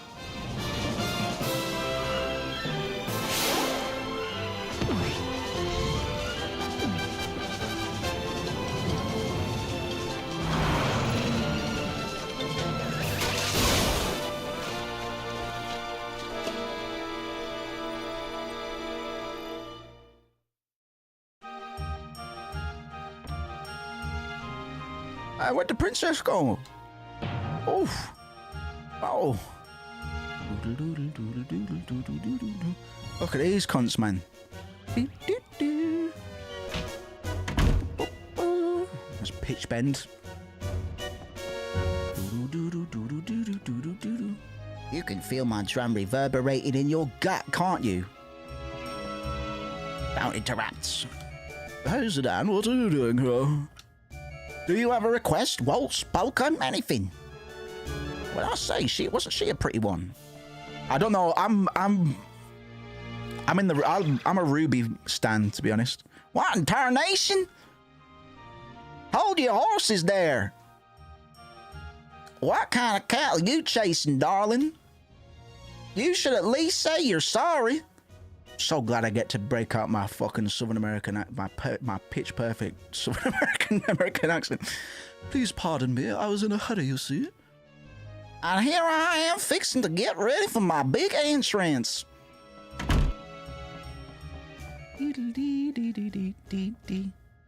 Hey, Dan, you see the way she hit me? This cowgirl's wilder than a bucking bronco. Just let me talk to her, Ruby. Come again, partner? Did you hear what I was saying?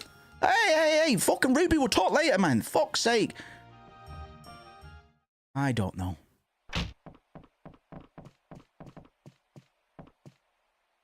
Oh, well, it looks like you finally made up your mind. Oh, we really had to improvise, but hey, we got her. Do you Do you work on this theater ship? Oh, so she figured it out. As you have no doubt suspected, the truth is that I am actually Princess Garnet Alexandros. Sorry, excuse me. Heir to the throne of Alexandria.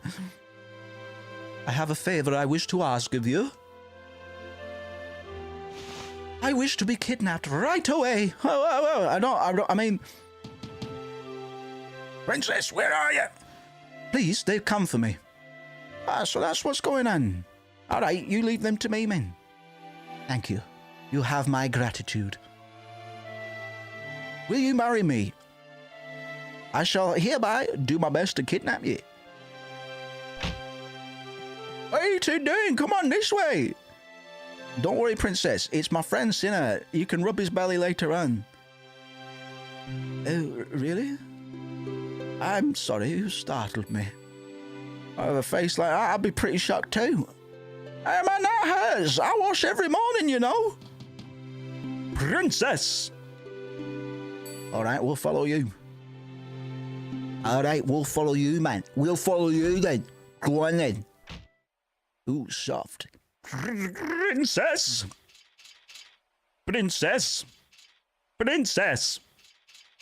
Princess! Princess! Princess?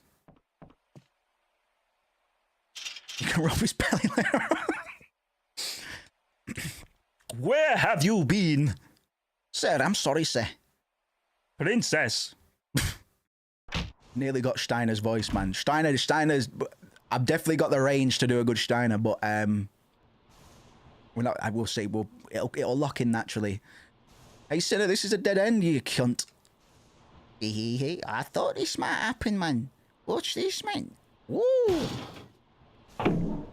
Is Sinner into BDSM, by any chance?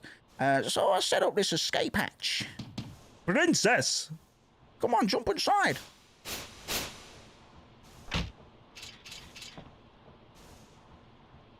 The princess must be down there. I'll go first, sir. Love that. Hey, what do you think you're doing? Captain, sir. I'm stuck, sir. Blast it!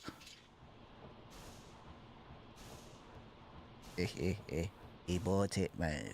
Fucking dickhead. Fucking asshole.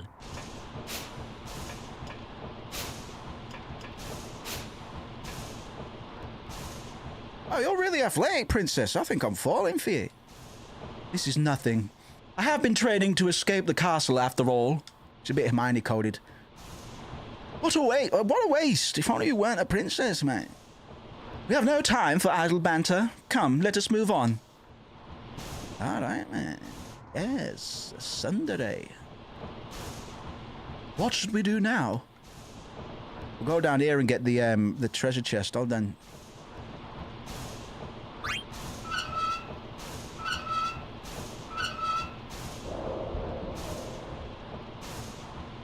Hey!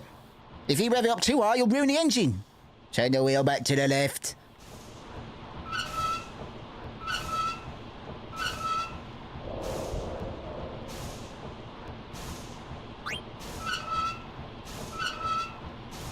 Captain, sir. I'm dummy thick. We're going to have to bring the baby oil, sir. If you reduce the engine's power, you'll crash the ship. Turn the wheel back to the right.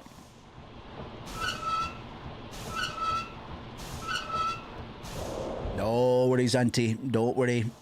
We're only just teeing off, and after this next sequence, I'm going to summarize the intro. You certainly can, mate. On the way. On the way.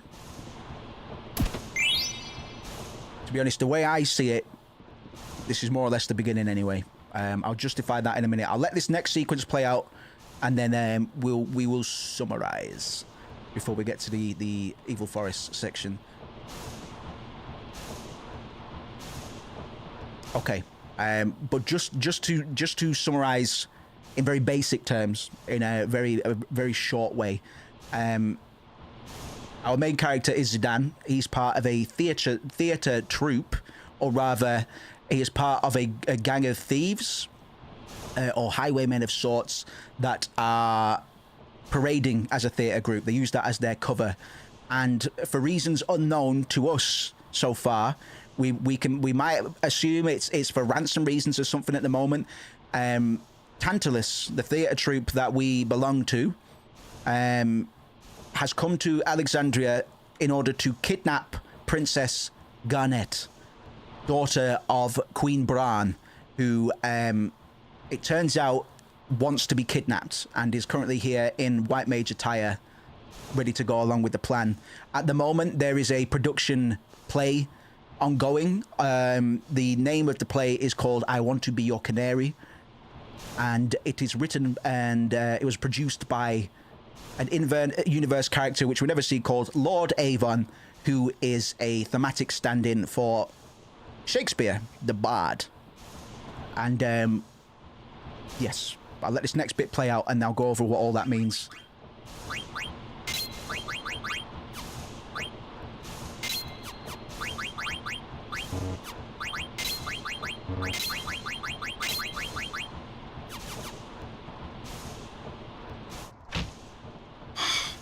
Woo! Aha! Princess, I, Steiner, have come to your rescue. I normally pronounce it as Steiner, but I can't help but sometimes add the sh to the front of S words just to be fucking hilarious. You need it, what are your highness? Good work. This will be remembered as the Pluto Knight's finest hour. Just relax, princess. We'll get you out of here. What? You're not one of my knights. You can just lead the princess to us.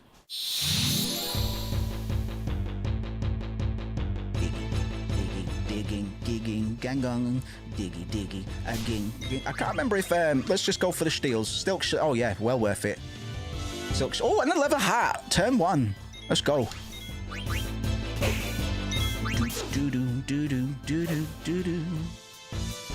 So yeah, we are running the combat a little bit quicker than it would normally be run.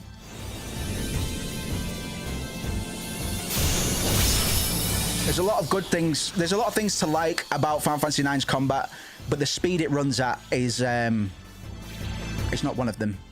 So this is the Steam version, but we're playing it with the Moguri mod, which upscales the backgrounds and allows us to play certain scenes, at least, in widescreen, which I've never ever done myself.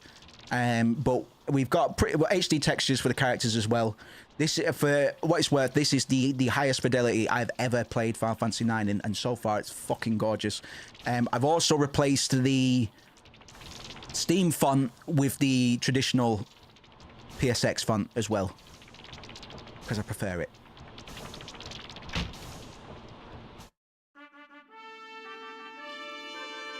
Tonight, I shall finally see my daughter, Cornelia, betrothed to Princess Schneider.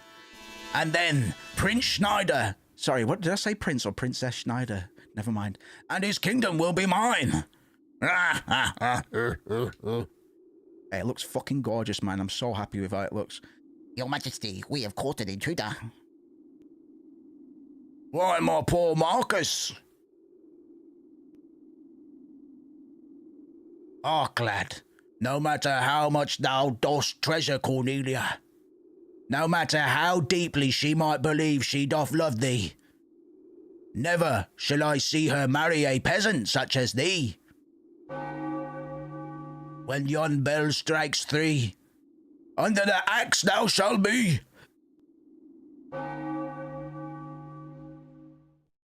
Yes.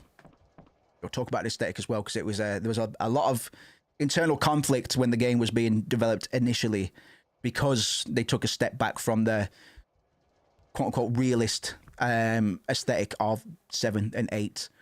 I think a lot of Square believed that 8 was going to be the tipping point for how they would continue there on after. And we'll get into why Sakaguchi was able to get away with this. I should mention that this is Sakaguchi's last Final Fantasy game as well. And it is very much his swan song. If you ask Sakaguchi what his favourite Final Fantasy is, I like 9, of course.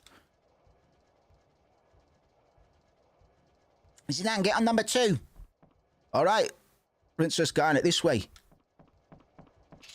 Stop! Okay. Furthermore, Guys, just improvise. Oh, what's all this? Cornelia. Marcus is Cornelia's lover.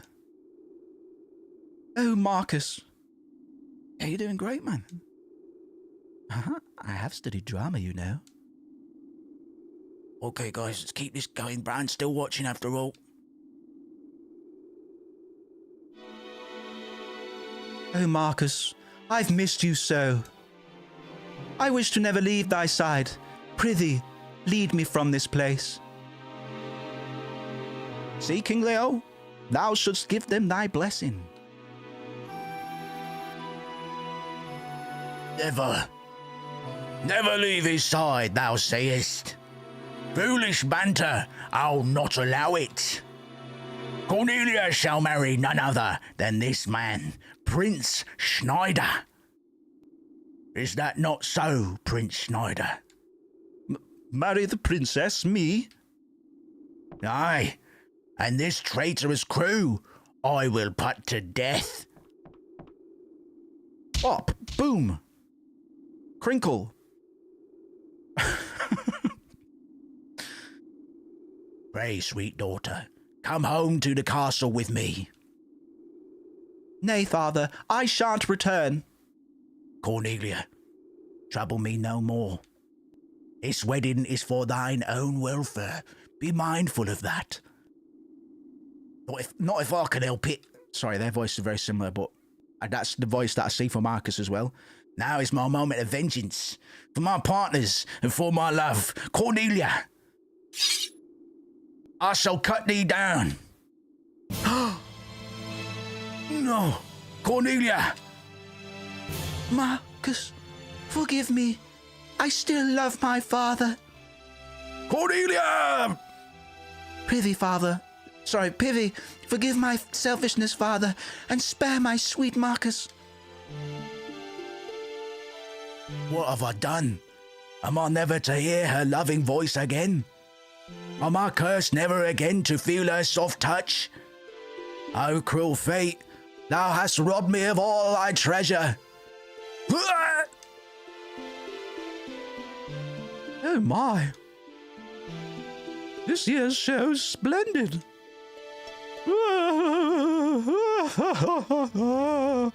Why did she have to die? Why? I think I've nailed Bran's voice, man. Now where could Garnet be?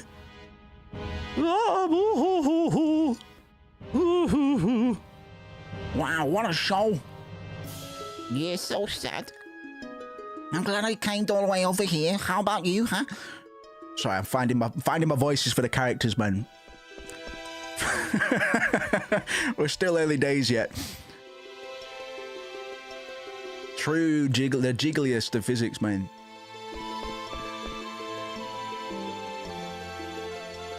This is all symbolic as fuck, by the way. We're gonna break down all of the introductory theatre stuff again in just a minute. Princess! Leave me alone. Stop! Come back here! Don't come any closer. Oh, that's hot. Hot. Zidane, it's time. Princess Garnet, let's get the fuck out of here, man. Look at your split. What is going on? Steiner, don't follow me anymore. Captain, sir, we await your orders, sir. Well, Princess, I'm afraid I cannot comply. Stubborn as always, aren't you? Come on, Princess, let's dish Rust a lot and get out of here. Princess, wait! Hey, kid, you all right? Yeah. I just tripped, that's all. Princess, I cannot allow you to go. Seize them at once.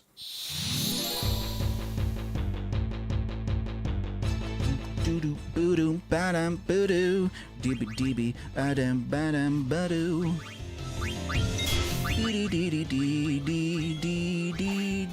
So we do have the special effects option there.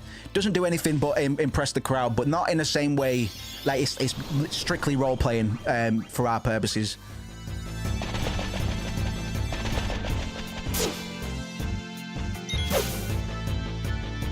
Bah, only a flesh wound. Monty Python reference, probably. Archetypal themes and characters, mythologies, and traditional drama intertwined. Meta theater, brother. We'll get into it in just a moment, actually. I'll let this scene play out because we're going to get a really good cutscene in a minute. Engine room is good to go. Fucking hell. Fucking getting vocal whiplash from all these. We're moving out.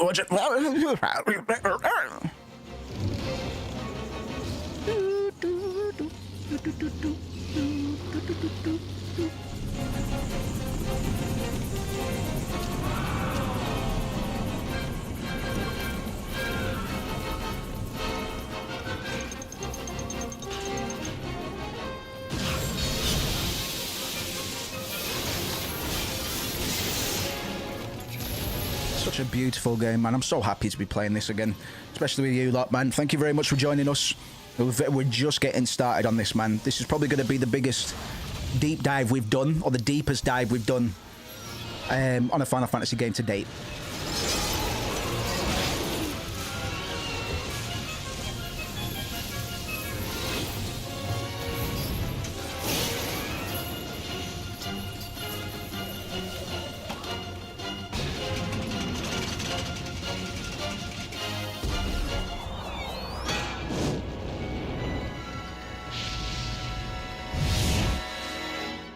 Yes, I think 9 is probably still the best looking Final Fantasy we've ever had.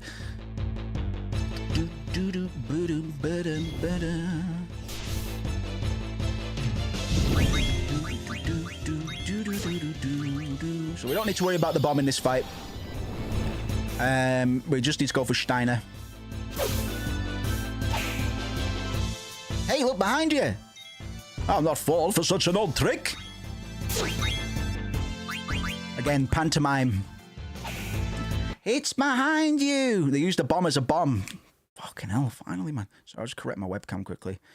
We're still getting these theatre themes. Now we're getting like a pantomime sort of, look behind you! It's just brilliant, man. Once we finish this particular sequence, we'll go through all of the theatre stuff that we've had so far, from top to bottom, because it is crucially important to how we can predict the story to unfold, and how we should be viewing the characters as not just characters but performers, as actors performing on what the world is a stage in a very literal sense. Some of the best Final Fantasy aesthetics I've seen. This is This is Sakaguchi's swan song. This is the most Final Fantasy we've ever had and will ever have. I feel very, very confident saying that. Very, very confident saying that.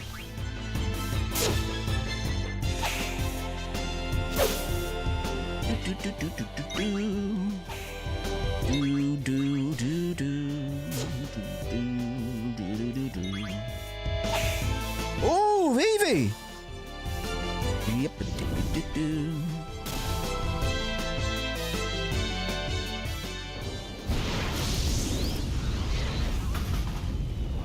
I've seen, yeah. All praise. I completely agree. Completely agree. Completely agree.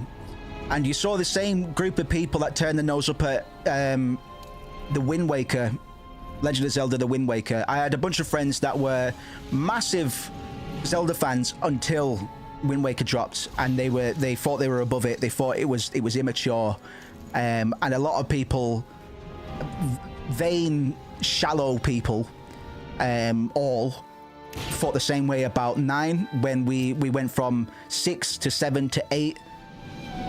people thought it was reductive, coming back to a chibified style that we hadn't really seen since the Super Nintendo.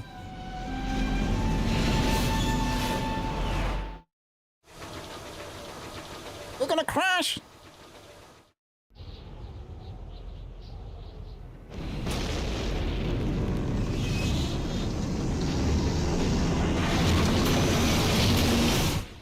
I'm going to be pretty sensitive with spoilers. We have spoken about spoilers a little bit. Some stuff we will talk about, and I'm not going to be too apologetic. But at the same time, we have found ways to discuss spoilers without invoking spoilers, if that makes sense. We did it with 8. We did it with 7 to some degree. Not as much with 7, because 7's more a bigger part of the Final Fantasy tapestry, the pop culture, the Final Fantasy pop culture. Final Fantasy 9 is still a relative black sheep, even today, man. Even today. It's weird. It's weird how it's worked out, because we're getting the remake, and I haven't made any notes about the remake. I'm worried about the remake in the same way that I was worried about Final Fantasy 7, but maybe more so because Final Fantasy 7 had a far greater expanded universe. Final Fantasy 9 doesn't. It's one and done, and that's what I like about Final Fantasies, is that they do act as an anthology. And one of the things I was always most cynical about was the Final Fantasy 7 compilations expanded universe, man. You know my feelings on Rebirth, man. I'm just fatigued. Just fatigued. Garnet.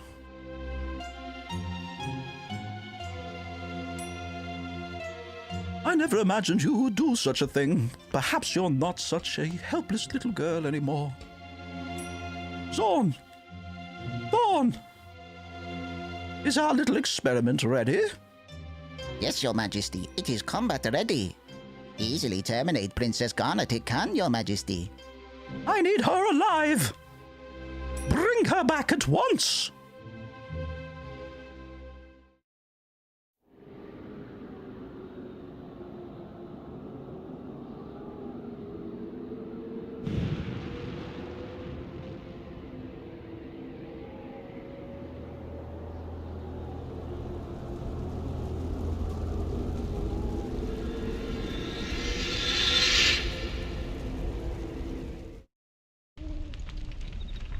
Right. Let's talk about that intro, because it's important. It's important. All of that was foundation for everything to come. A lot of foreshadowing, a lot of setup, a lot of good character moments. We already have our characters pretty well set up, but albeit in subtle ways, because quite a lot happens during that intro. But I'm going to focus on the theater aspect the most. I'm a bit fucking. So as I was saying before, Final Fantasy 9 is rich with a deliberate Shakespearean influences, both in its themes and narrative devices. We've got references and direct parallels to a lot of Shakespeare's works, which serves to make the whole thing feel like a grand stage play. It's been 9 in particular has been noted as being one of the earliest video games to sustain an extensive engagement with Shakespeare's canon. And the game opens not directly at the very beginning, but it just pretend that the game opened up with I Want to Be Your Canary, the theatre production that Tantalus performed for the Queen. From the opening scene at theatre to the game's final act, the game does a lot to echo these ideas of Shakespeare's structure, characters, and themes. The game, very similar to Final Fantasy VIII in a way, the game makes extensive use of like devices and mistaken identities which is a big hallmark of Shakespearean comedy, particularly. Princess Garnet, our heroine, flees her castle in disguise and adopts the alias, spoiler, coming up soon, which echoes heroines like Rosalind in As You Like It, who don a peasant attire to hide their identity. The very premise of the opening chapter is a play within a play ruse. Zidane's theatre troupe masquerades as performers to kidnap the princess, fooling the royal audience. The scenario creates a weird comic confusion reminiscent of ideas in Twelfth Night or the Comedy of Errors. Even at one point, Zidane and his allies even improvise an in-story performance to avoid blowing their cover, blurring the lines between acting and the reality of the situation. Some upcoming episodes of characters, or rather, sorry, as part of all that, I should mention some of the stuff that was happening unintentionally on stage. For instance, Steiner and Vivi unwittingly performing a clownish duel, like a pantomime battle sequence in public, are straight out of Shakespeare's playbook of like dramatic irony and mistaken identity and farce. We're not going to talk too much about like class struggle and social roles yet, and probably not overall quite as much as we did with Final Fantasy VII and stuff like that. But since Shakespeare's works also often explore class differences and social roles, Final Fantasy IX does a lot to do that through its diverse cast. We've got the upcoming romances between commoners and nobility, which invokes the tension of nobility versus commoner relationships found in many classic plays. Romeo and Juliet.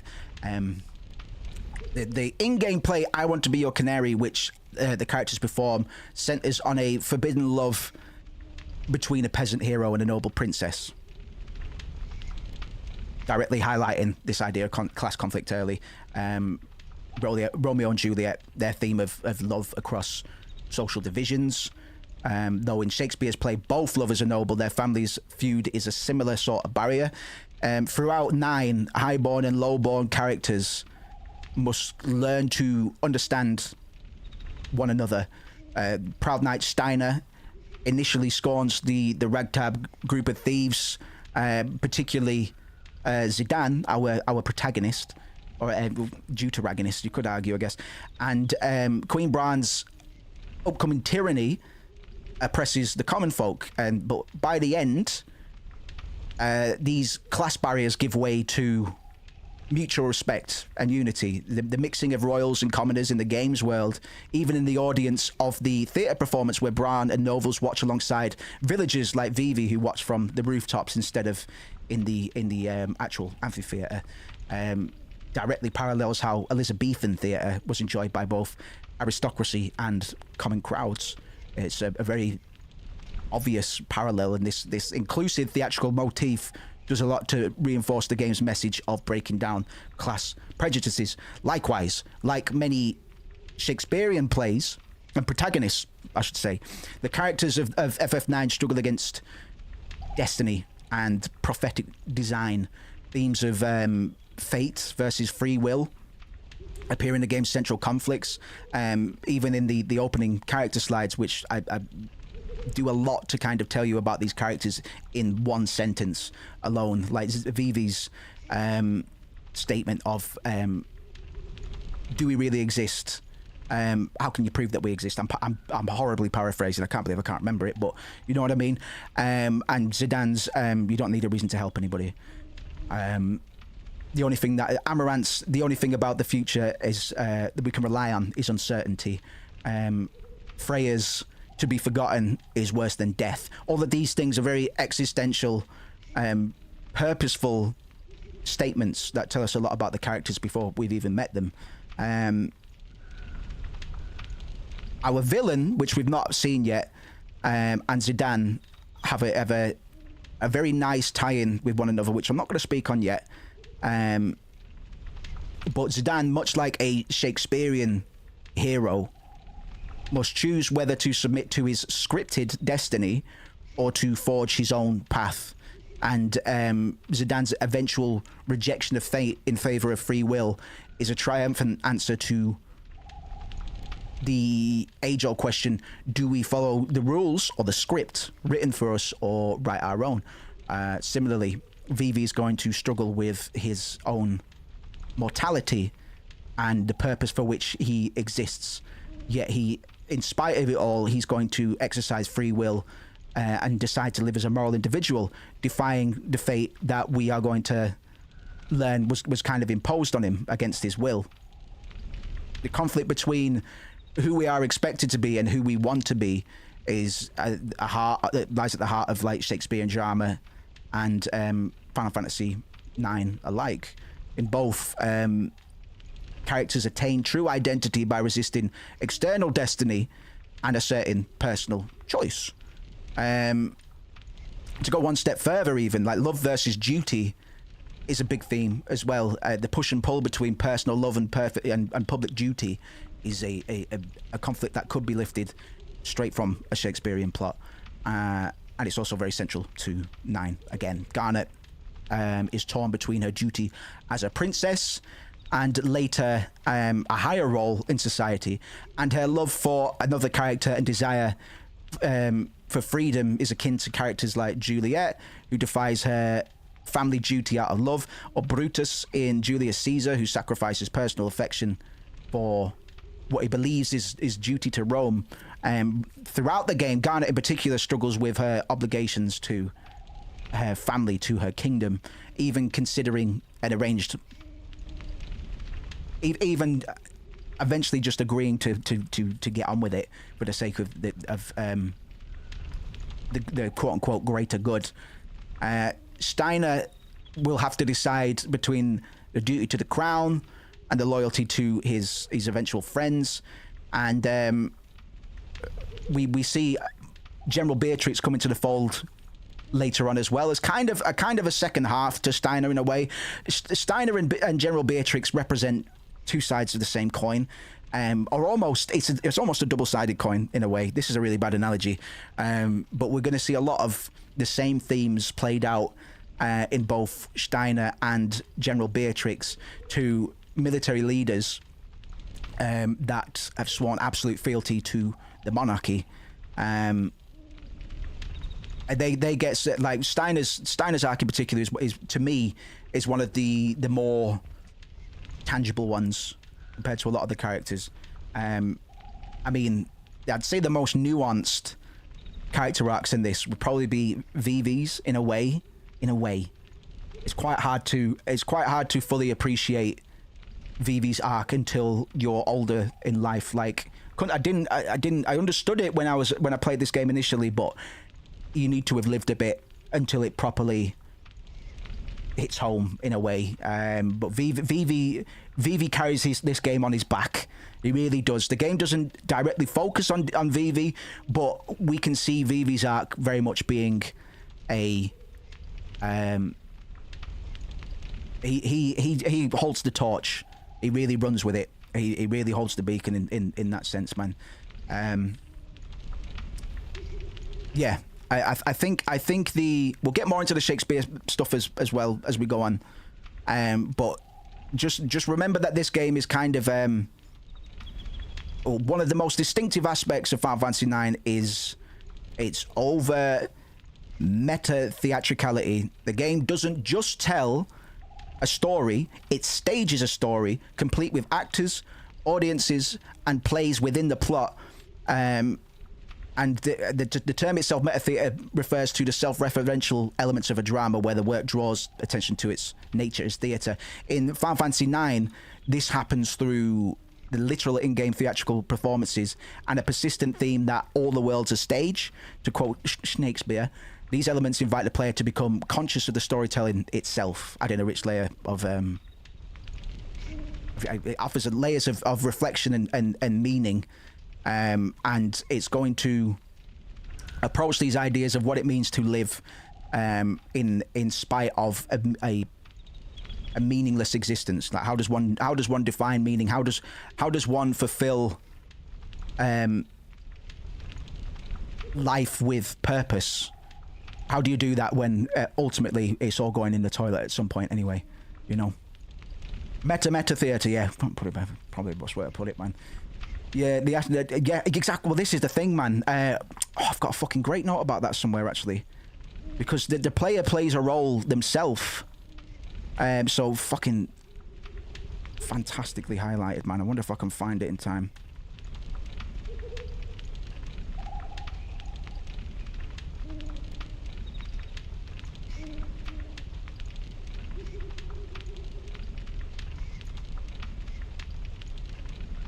Yeah, absolutely. Like, it'll pop up when we need it. But you're absolutely right. I've got something somewhere about the player's involvement as not just a spectator, but somebody who is kind of coordinating the play. Or yeah, Cosmic Theatre is a good way of looking at it, because we're extrapolating our existence because it's a game about existence. That's why it strikes such a deep chord with people that like it. Is because ultimately, I've always said this, themes about the existential nature of life, absurdism and nihilism, they are fundamentally always going to connect with. It's kind of a cheat code for if you are a good writer anyway. Like, I'd never write anything. Even songs, all my songs are stinking with existential themes. Can't get away from it, man. But in terms of the fourth wall and the game beginning and ending with theatre, it does a lot to suggest that the player themselves are part of the performance. Like, the characters are aware of their roles, just like how Shakespearean characters often break the fourth wall. We're aware of our role as somebody who is guiding these characters through a predetermined sequence of events that ironically is about breaking free of determinism and fate and free will and giving you role. It's very fucking new to a point where when I reach this stage in the analysis, my head starts to fucking hurt, because it's a predetermined scripted story about leading a life that is not predetermined and scripted in a way, or at least being able to edit our script in a way. We're all actors in life trying to find our roles. Fate may write our stories, but we still have the free will to act them out differently. Although trauma can shape us, it doesn't have to determine who we are forever. We're going to get into, like, this is what, in terms of the meta contextuality, we've got theatre informing trauma informing theatre, because we are going to get into the psychological components as well. It's fucking, it's a Mobius strip of storytelling genius, man. It really just, it's mirrors within mirrors, man. And all we've talked about really so far is Shakespeare. Like, we haven't really gotten into the psychology component yet, or the philosophical component, because we don't know what the greater arc of this game is going to be yet. So far, we've just had some characters set up and circumstance set up, man. Compared to 7 and 8, says Nero, I find it very hard to articulate what this game is doing, but and this is what I mean, bro. The Not Alone sequence, even as a 9-year-old, that did something that did something to my brain. I'm not going to talk about that. I'm not going to talk about the Not Alone sequence at all until we get to it, because for people that are joining us that aren't familiar, it did weird things to my brain, man. I think the Not Alone sequence is a reason I became a depressive person. I think that game did quote unquote damage to me. It's got damage that I quote unquote damage that I kind of cherish in a way. It probably was always going to go that way anyway, because I'm a very depressive person, man. Very, like, I get very hung up on a lot of my existential plight a lot of the time, man. I'm quite sensitive to that. But there's, even as a 9-year-old, there was something about that sequence that I wasn't old enough to properly understand, but it did something to me, man. It really did something transformative. And for me, you know, I think about Final Fantasy VII and the watershed moment of Cloud revealing to us that he's an unreliable narrator and that the game's been lying to us. That was the first time as a kid I'd ever experienced a plot twist. This plot twist trope. I was like, oh my god, didn't know stories could lie to you. Didn't know the stories could lie to me like that. Final Fantasy IX has a very similar twist, but it's not like that. That's the profound part of the twist isn't the quote unquote unreliable narration. It's not the rug being pulled out. It's how the character. It's how the character reacts to it. It's how they come to terms with it that stuck with me. And that's way down the road, man. But just to echo this sentiment that it's hard to articulate what this game is doing, but you can fucking feel it because it's so vibrant and it's so pinpoint with its translation, especially compared to former Final Fantasies, which really have struggled with translations up until this point. There are some translation errors in 9 as well. I'll dig them up because there was a guy that did a really good, although underappreciated series about the translation differences between Japanese and English. It's not as bad, nowhere near as bad as 7, 8 or whatever came before. This is the best. Up until 9 is the best English translation we've had in the series so far. But yes, just to wrap up everything about Shakespeare, Lord Avon is or Shakespeare. When we say Lord Avon, when we say Shakespeare, we can pretty much we're referring to the same person more or less. Though he never appears, Lord Avon shapes the world of Final Fantasy IX and our experience as guests, as players, as actors or directors in this profound performance. His works inspire the game's opening and its structure. His themes of fate, love, and defiance, which mirror the main narrative. His Shakespearean influence, which is seen in character archetypes and storytelling. And he symbolizes the power of storytelling in shaping identity or destiny. The whole game kind of asks this question: if life is a play, are we merely following a script, or do we get to write our own ending? We'll come back. There's still so much like Shakespeare stuff to talk about, but we'll wait for certain plot points and stuff, man. What a buzz! Right, so we just crash landed in the evil forest because we got hit with the cannons. Are you all right? Yeah, but the Prima Vista's washed. Just our luck to question this forest is gonna get interesting. What do you mean interesting, boss? I hear no one's ever made it out of here alive.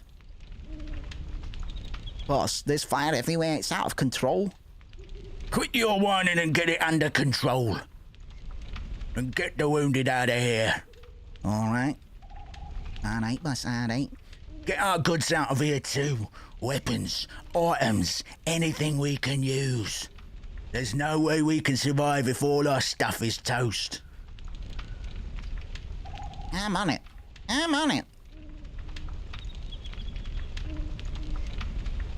Ugh, I'm beat.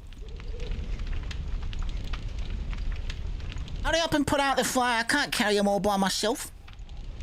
Thinking on the play, the princess sacrifices herself for the father, even though he's her antagonist. Rough reading, but it's like an affirmation of life. Life sucks, but I will die for it. And ain't that Final Fantasy IX? It's such a good meditation on existence and yeah, that particular sequence within I Want to Be Your Canary. Oh, by the way, canaries typically birds trapped in cages. Garnet. We'll come back to what it's what I mean, man. I could sit and talk about that intro for a full stream already, just that first hour. But this whole game is just such a good and quaint meditation on existence, really. A lot of Final Fantasies are, if not all, at least a lot of the Sakaguchi ones. I mean, this is the last. All right, we should probably talk about that. This is Hibinori Sakaguchi's farewell vision for Final Fantasy.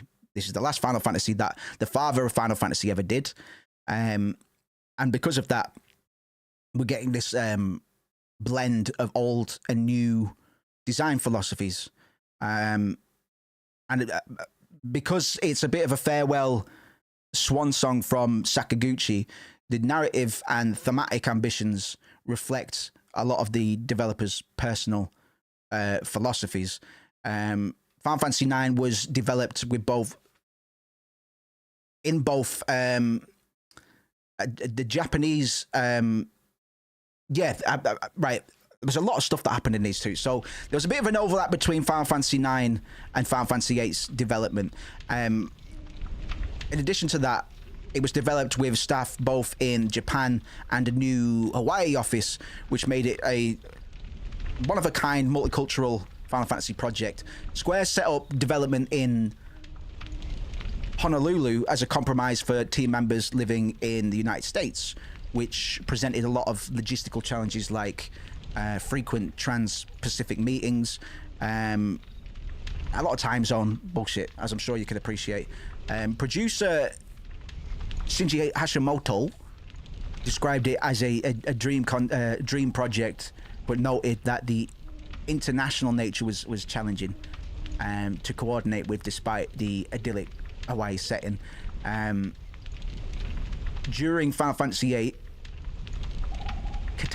Yoshinori Kitase was the director in charge, not Sakaguchi. That would be the first Final Fantasy project that Sakaguchi was not the director of, because he was working on the cinema flop and the Final Fantasy movie Spirits Within, something like that. I can't remember. I've tried and scrub it from my memory, to be honest. Which is why we had such a rough and ready approach to Final Fantasy VIII. It was a lot more grounded, and a lot of the darker themes were way more available from the jump, whereas normally Sakaguchi likes to introduce his darker themes in the Twin Peaksian method of, right, warm them up gradually and then hit them with the big wet fish when they think they're comfortable and they know how the world works and all the rest of it. It's Sakaguchi's Final Fantasies work best as a rug pull approach to deliver its deeper thematic themes, you could say. So development for 9 began in 1998 or mid 1998, and it overlapped with 8's production. It's the last Final Fantasy on the PlayStation 1, and the team had a lot of pressure to polish it before moving on to next gen hardware with Final Fantasy X, which would be in development probably towards the end of or immediately after Final Fantasy VIII. They adjusted the release of Final Fantasy IX to avoid clashing with Dragon Quest VII in Japan, which is still super duper popular in the 90s in Japan. Never quite made it to being as popular in the West, although with 11 did really well in the West, to be fair. And the developers, they tinkered a lot with this, man. The ending for 9 was revised 6 or 7 times during production to get it right. And Sakaguchi served as a producer and scenario writer on 9, as well as director, and his high standards sometimes caused late stage changes. Toshiyuki Itahana, the character designer, who I formerly mentioned is a toy designer by trade generally, and has replaced Tetsuya Nomura's typical role as the Final Fantasy character designer guy. But Itahana recalls in an interview that I read, a pretty dramatic episode where near the end of development, Sakaguchi suddenly demanded that the design for Garnet be changed because he didn't think she looked charming enough.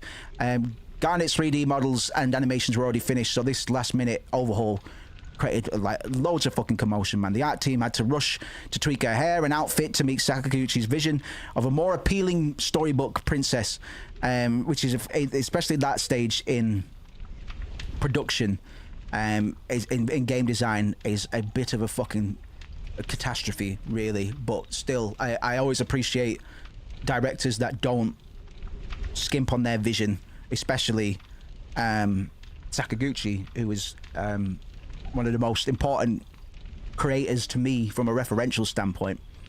And likewise, Uematsu, the GOAT, opted to score the entire game solo. And this, I think Final Fantasy 9 has the biggest soundtrack to date as well.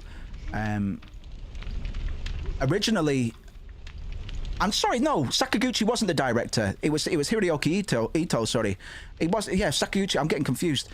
He was just it is his swan, like, he is the father of Final Fantasy, but I think to allow him to have a bit more involvement in the minutiae, almost, than a top-down approach, that being a director kind of lens, he decided to get his hands a bit dirtier than he might have done in many components of Final Fantasy VII and before that.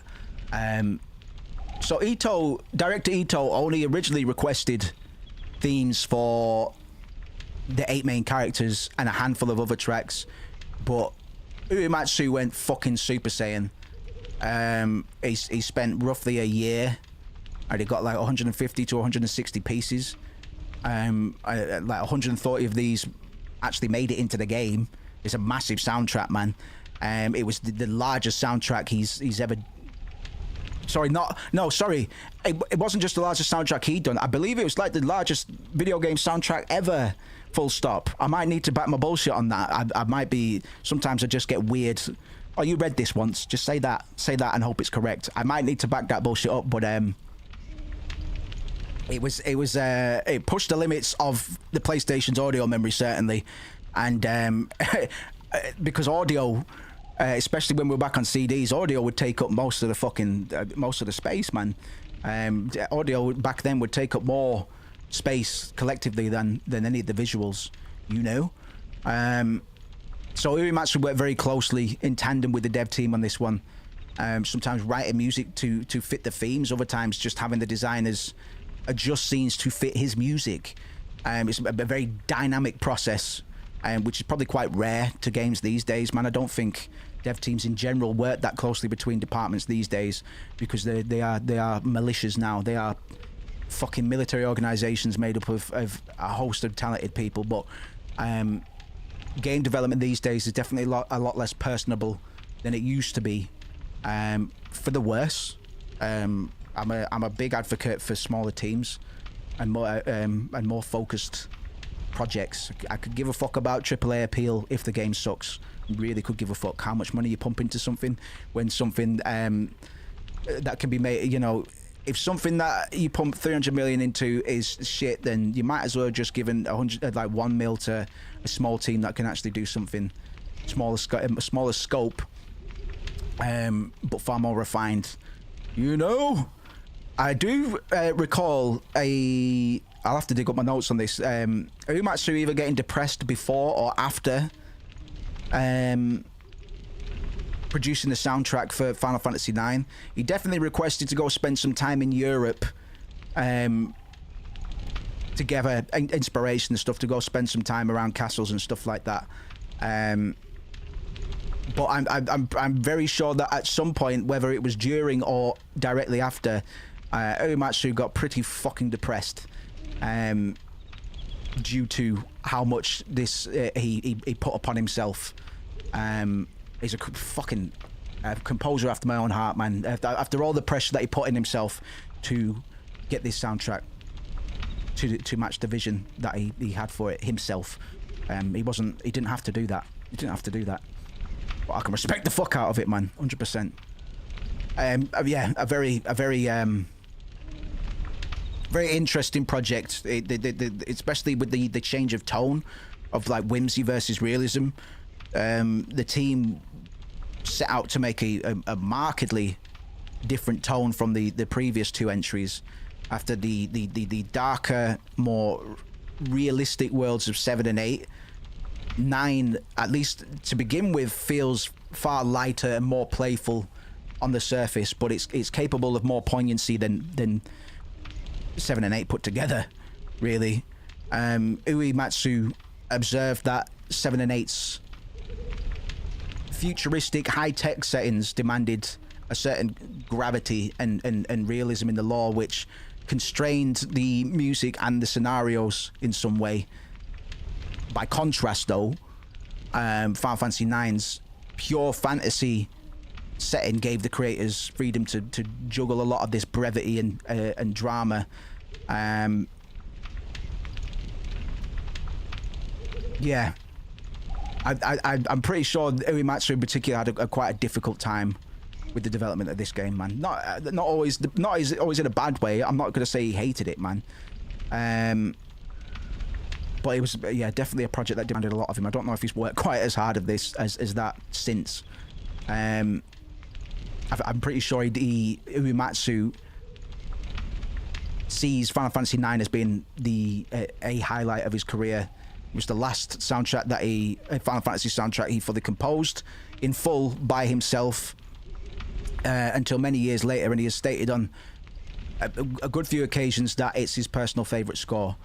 Sakaguchi has also repeatedly expressed a deep personal affection for Final Fantasy IX. You can always find him saying it's his favorite Final Fantasy. Sorry. So because these two would go on to leave Square after Final Fantasy IX, I'm very glad that their favorite aligns with mine, and possibly many of yours as well. Despite how difficult it was for them, they put their all into this fucking project, man. And those two creators are very, very important to me. Like they both transform my life in a very radical, palpable way. And before I was even familiar with the dev team and stuff like that, 9 was I mean, like I say, I don't want to cheap out, man, because I always juggle between 7 and 9. It's like, what's my favorite game of all time? I know it's one of these, but I'd probably say that the cohesiveness and the way that the 9 communicated with me as a kid and as an adult has always made way more sense. And I think it goes beyond the 1-2 punch that Final Fantasy VII pulls with the mistaken identity plot. Because at the time, like I said, that was my first plot twist experience. I was like, oh shit, I didn't know you could do this. So that really stood out to me. But there isn't just one moment in 9 that I can point to and say that really fucking stuck with me. There's a fucking lot of them, man. Yes, and Nero says we got Memoria out of it, one of the best game tracks of all time. Absolutely, man. And shit, man, Memoria and the Hill of Despair, man. I've got heaps of notes, man. I best continue for now. Fucking hell. Fucking hell. We're barely gotten into this, boys. Zanero says You're looking for Garnet, can't find her anywhere. Maybe she fell out, got squashed under the ship. This is great. First we kidnap her, then we kill her. We'll hang for sure. Mouse out the way. Whew, fucking hell. Zidan, I'm surprised you made it. I can't believe you jumped off. You're nuts, you know that. I didn't jump off, man. I got fucking thrown out from the impact. Is everyone alright? Yeah, we've all got the devil's luck. But if we don't find Princess Garnet, we're all dead meat. ATE, Cupo. Active Time Event is a system that lets you see other events that are happening at the same time elsewhere, Cupo. Press the button and you can fuck off, cunt. Whoa! Fucking hell. Is it still coming? Watch out! Let's do a quick save, man. Fucking hell. Been a minute. We haven't saved since before the fucking performance. Beep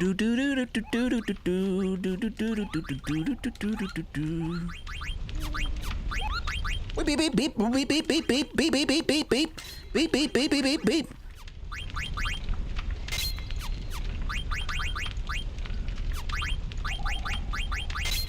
Protect girls. Evil Forest. Right, I need to decide whether or not we're going to do a level 1 playthrough or not. I guess I could run away for now and decide later.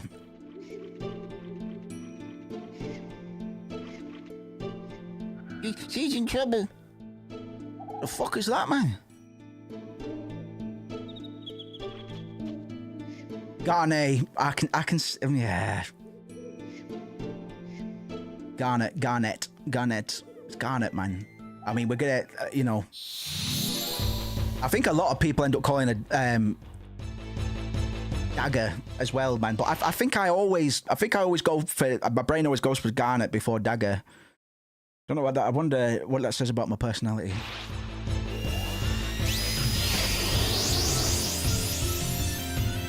What is that light? I don't know, somehow it raises my power. Can't be trance, blah, blah, I've heard of it before, blah, blah. Trance is induced by a third, blah, blah, blah. Let's take him. Right, let's try not to kill, Princess Cornetto.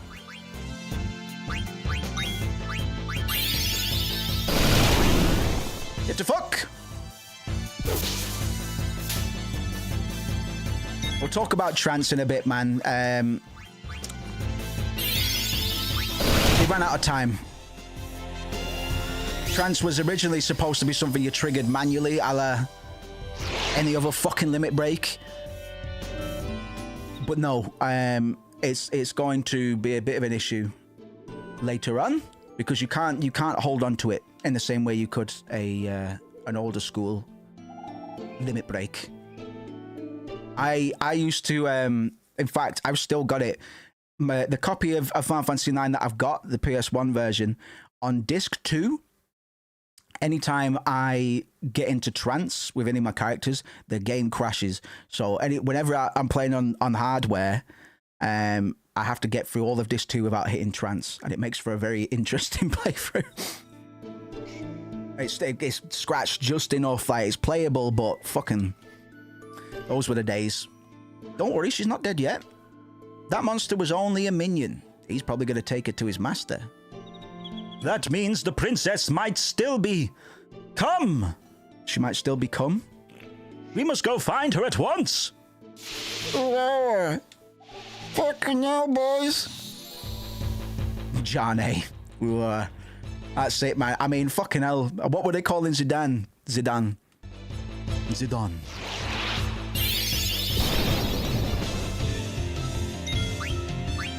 That's tragic, man.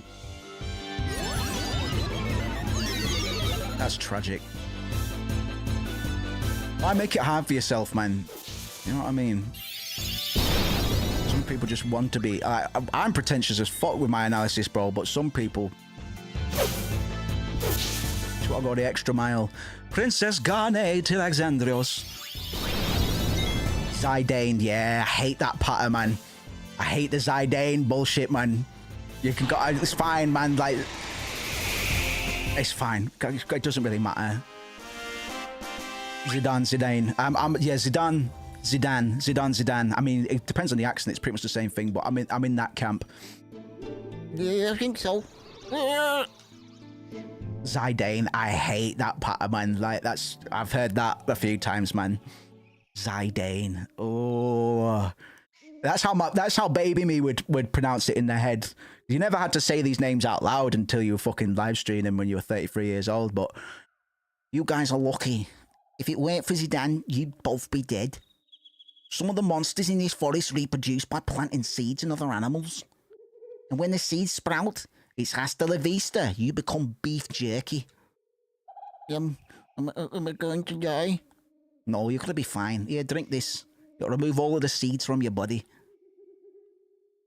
I terrified my nephew yesterday. I went round to my sister's for a fucking roast lunch, man, and I was eating some watermelon with my niece and nephew on the couch, man. I was like, my nephew joked about a watermelon. My nephew's 4 or 5, so he's not quite up to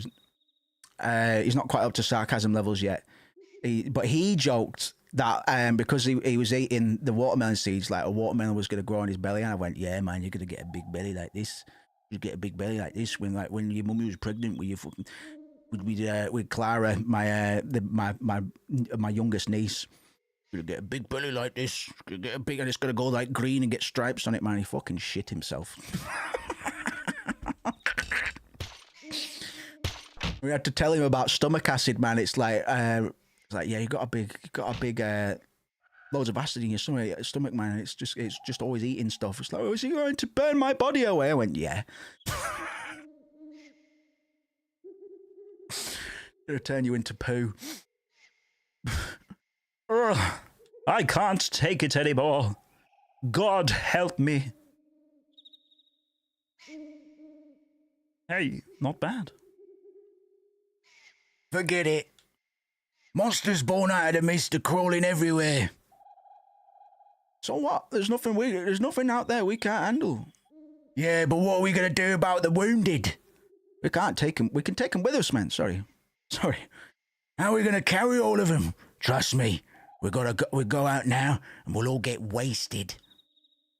My boys come before the princess, you know. It's too bad. We're gonna stay put till everyone recovers. You better not set one foot outside this ship. You got that? I can't believe you're abandoning her, man. You're nothing but a fucking big pussy. I got nothing else to say.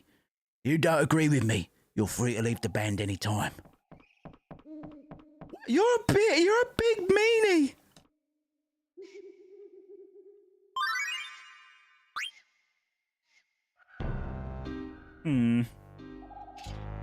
This structure is in poor condition.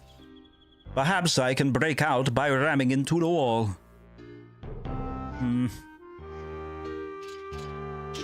Fire, let me out! I'm still not feeling well.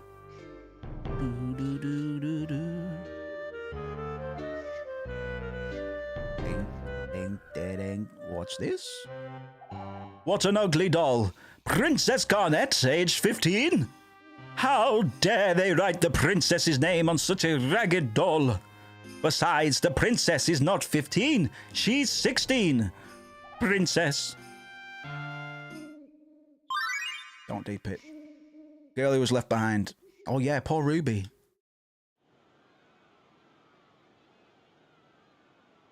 I mean, how did Ruby get left behind? Because last time we saw her, she was on the ship. I've never questioned this before. And what am I supposed to do now? Don't know, man. Did you sneak up? Were you try to get a bit? We try to get a bit, Ruby. It's fine if you were, man. I'm just wondering what you were doing off the ship. It should be here somewhere. Yeah. Damn. Where is it? What happened to my Garnet doll? Well, how am I supposed to sleep now? You freaky little pervert. Jeez. Poor little doll. The fire probably caught it. Oh, sinner.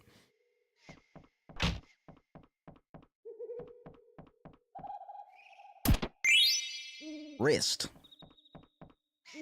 Plants that attack people. I guess they don't call it evil forest for nothing. I gave that black mage some medicine. It'll be alright. Why don't you go see him? I think he wants to thank you.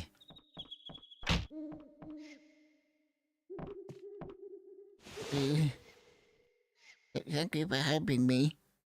I know, it's alright, man. Besides, it was your black magic that saved the day, brother. You know, you've got some major power for such a wee lad. Yeah.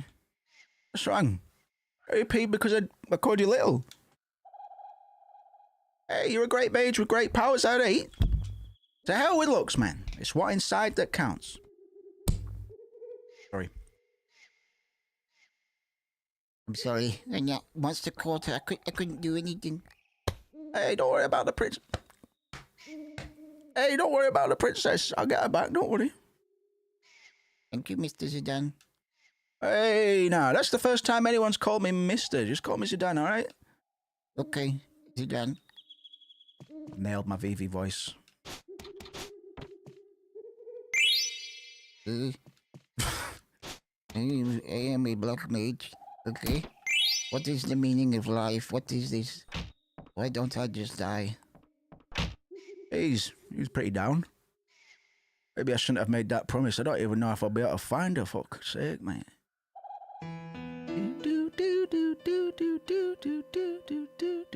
I remember that meet cute that we had fucking not there fucking 30 minutes ago.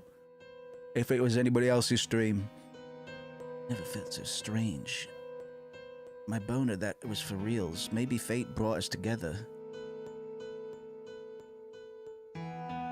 Can't explain it, man.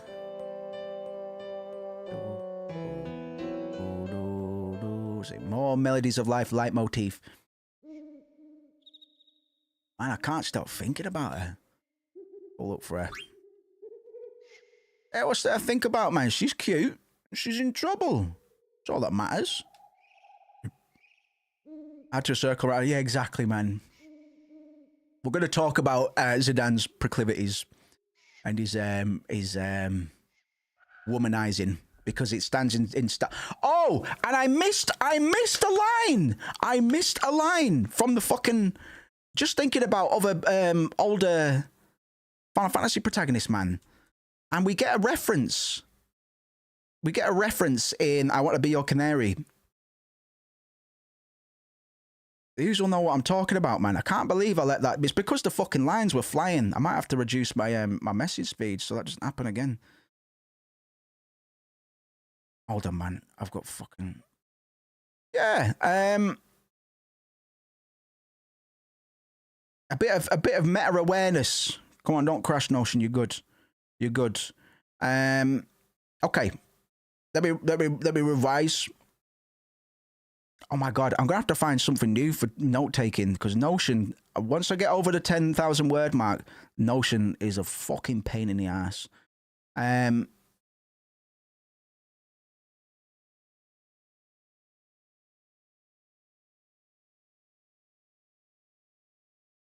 Give me a second to catch up with itself.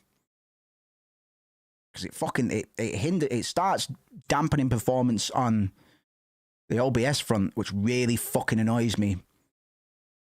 Just for the sake of referring to notes. Let me just see if it clears up. Yeah, I'm gonna have to get something else for note taking, man. That's not acceptable. Notion is not responding. Fucking better I'd do, man. Fucking slow my stream down, will you? As if my streams weren't slow enough, mate. If I get control back, just for the sake of any future edits.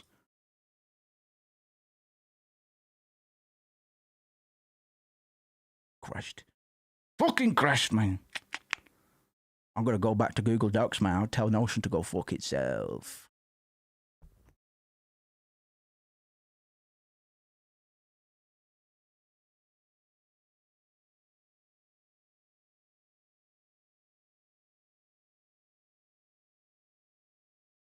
Troll out donate, man. You're getting done in. You're gonna get killed off, man. There's some real meta theater.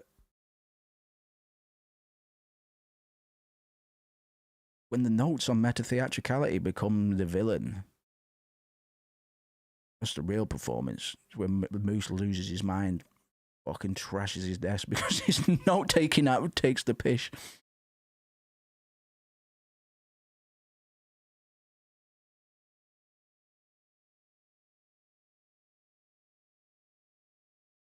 Do do do do do do do do do do.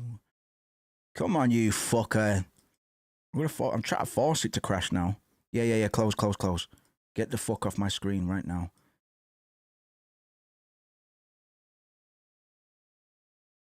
Fucking vagabond, vagrant.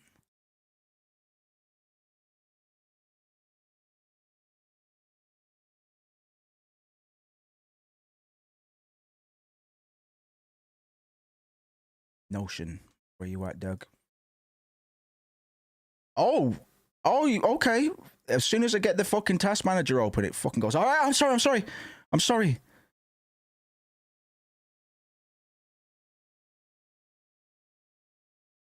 Right, I missed this line before, man. I'm a bit pissed off that I did, but since I've remembered it now, let's just drop back in on I Want to Be Your Canary again very briefly. Opening performance. It's entertainment for Alexandria's citizens. Cover for a kidnapping plot. It's artifice layered over reality. Okay?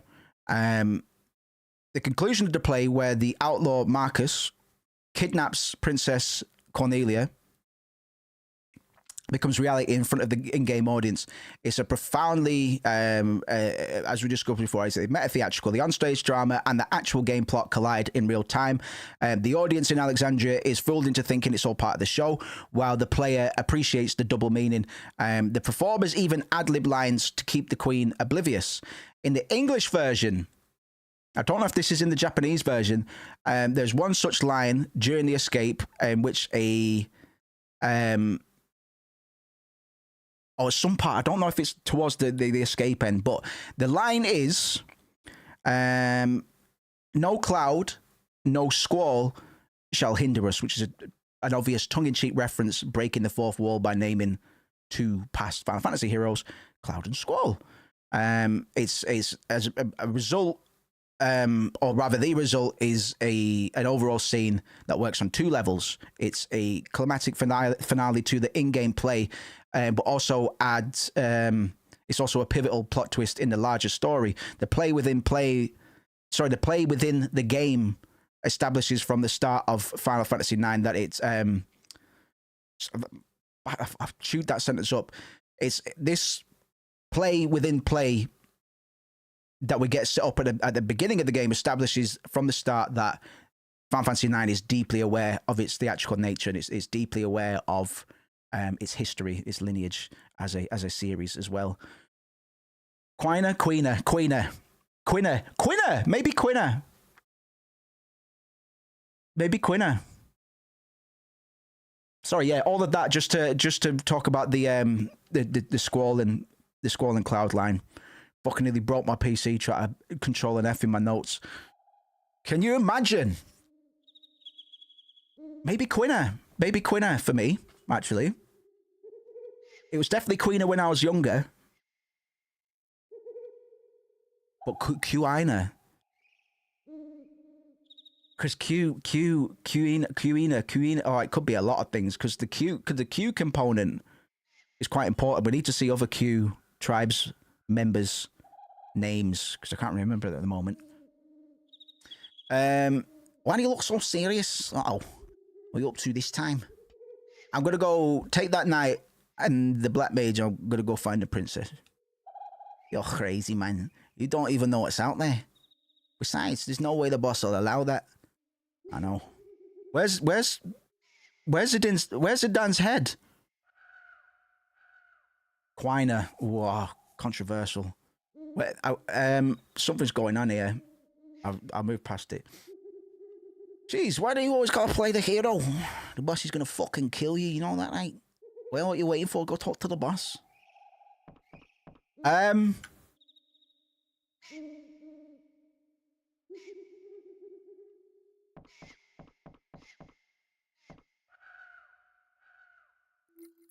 That's new.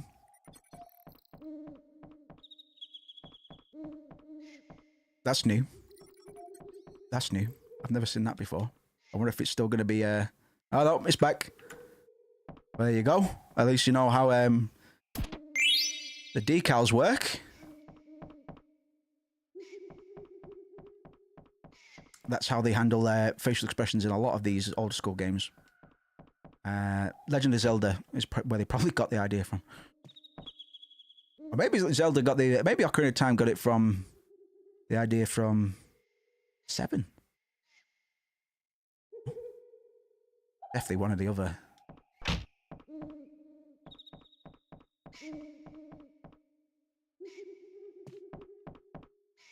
We locked that old knight up in the instrument storage room. He fusses a little from time to time, but he hasn't been all that bad. And we on. I wonder where we'll get to today. You hear that? Something's crying. Am I gonna die here? Yes. Yes, you are, man. True. Took you long enough. I fell asleep, darn it. Now you're leaving, eh? Yeah.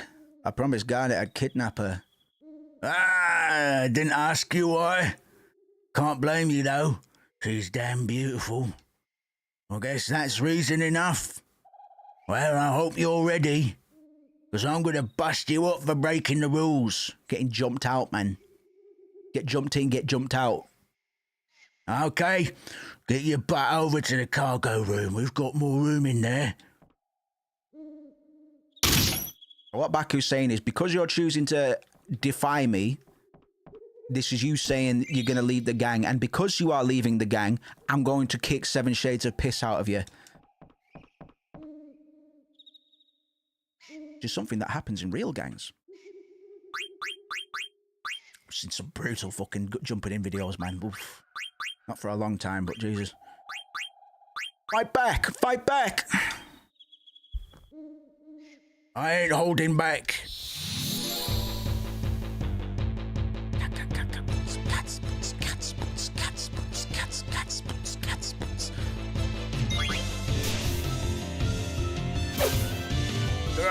Get tickles. I need to be careful with this cunt, man.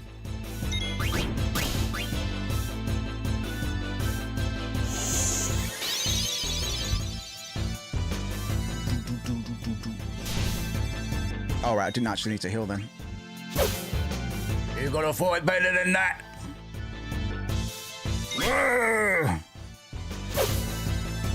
Mage Masher. So for those that missed it, in the very, very first fight of the game, you can steal a weapon called Mage Masher from Baku. It's well worth getting one early, because we are in fact going to need 2 of them when we reach the first major city of the game, other than Alexandria. Damn, that hurt, man. He pulled his punches till that last one. Way to go, Sudan. Unlock the door to the storage so you're free to go talk to that knight. Bet.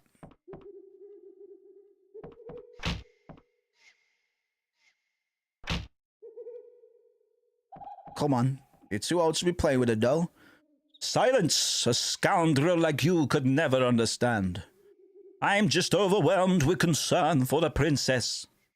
If only you rogues hadn't kidnapped her. This is all your fault! If anything should happen to the princess, I will have your head. Take it easy, man. Jeez. I'm gonna go help. I'm gonna go look for her now, fella. I'll let you come with me if you promise to be good. What do you say, Rusty? Rusty, I am Adalbert Steiner, captain of the Knights of Pluto, and I will never work with you conniving thieves. Captain, I figured you were private with that cheap rusty armor, man, you dickhead. Look, this has nothing to do with Tantalus. It's something I decided to do on my own. I just want to save Garnet, man. You had better not be lying, because if you are, I won't hesitate to kill you. Yeah. Make no mistake, I'm only going with you to rescue the princess. I will deal with you personally when this is over. All right then. It may be difficult with just the 2 of us. We should seek Master Vivi's help as well. Why are you calling him Master? You fool. That black mage has unimaginable powers. I don't want him to get involved, but alas, it can't be helped. We need Master Vivi's powers to rescue the princess. All right. Let's go talk to Vivi.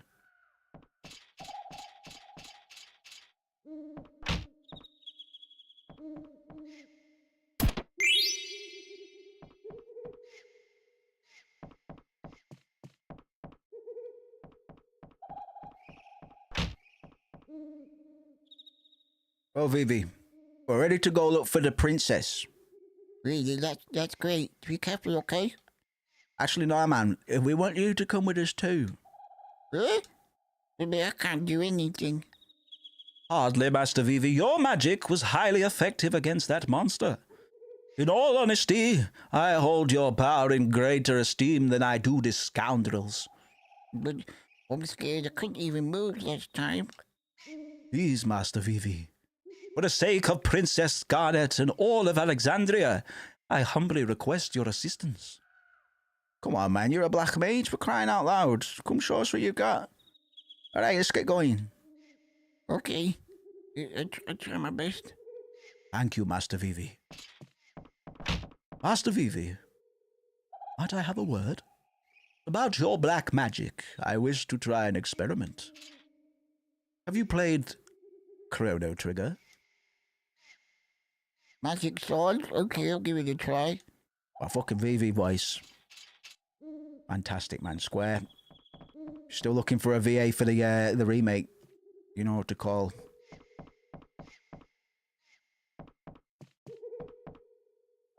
Oh, I'm Vivi. Jeez, you really dig her, huh? Can't sit around knowing a girl's in trouble, man. It goes against my nature. Whatever, you're full of crap. Ah, I get it.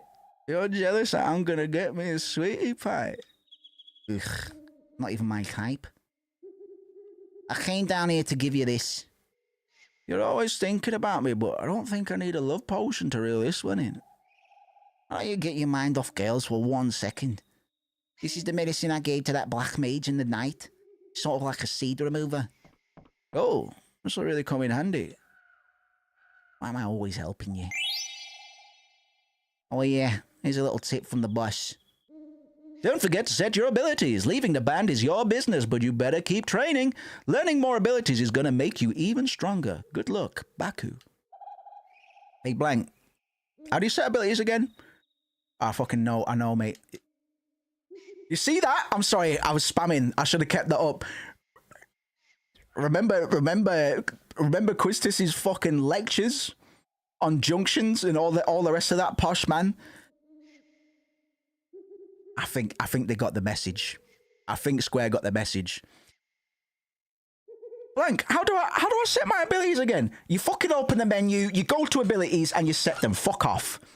Fantastic. Fucking fantastic. Absolutely brilliant. Best Final Fantasy.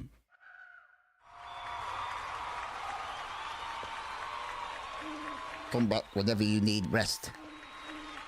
You'll always be welcome. Rules are rules, so I'm gonna charge you since you're no longer in Tantalus. Sorry. What do you need?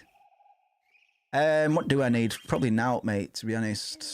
Got a lot of money, though. Let's just start getting stocked up on the essentials.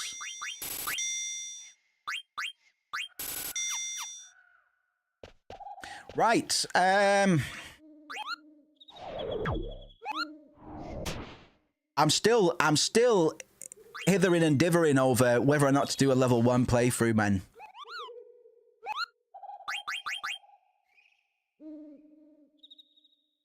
See what happens. If there is any preference, let me know. If not, just to fucking concentrate more on the analysis. We'll play it as intended.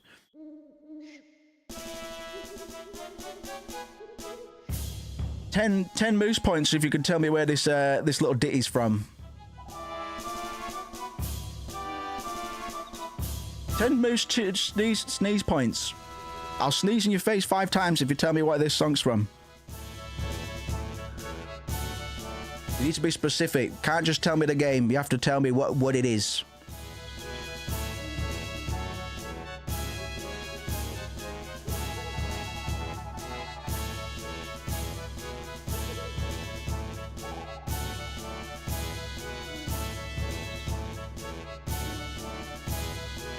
Yeah, let's let our music do in our fighting again. Yeah. This ought to boost morale. This is great. Brum brum brum. Yeah.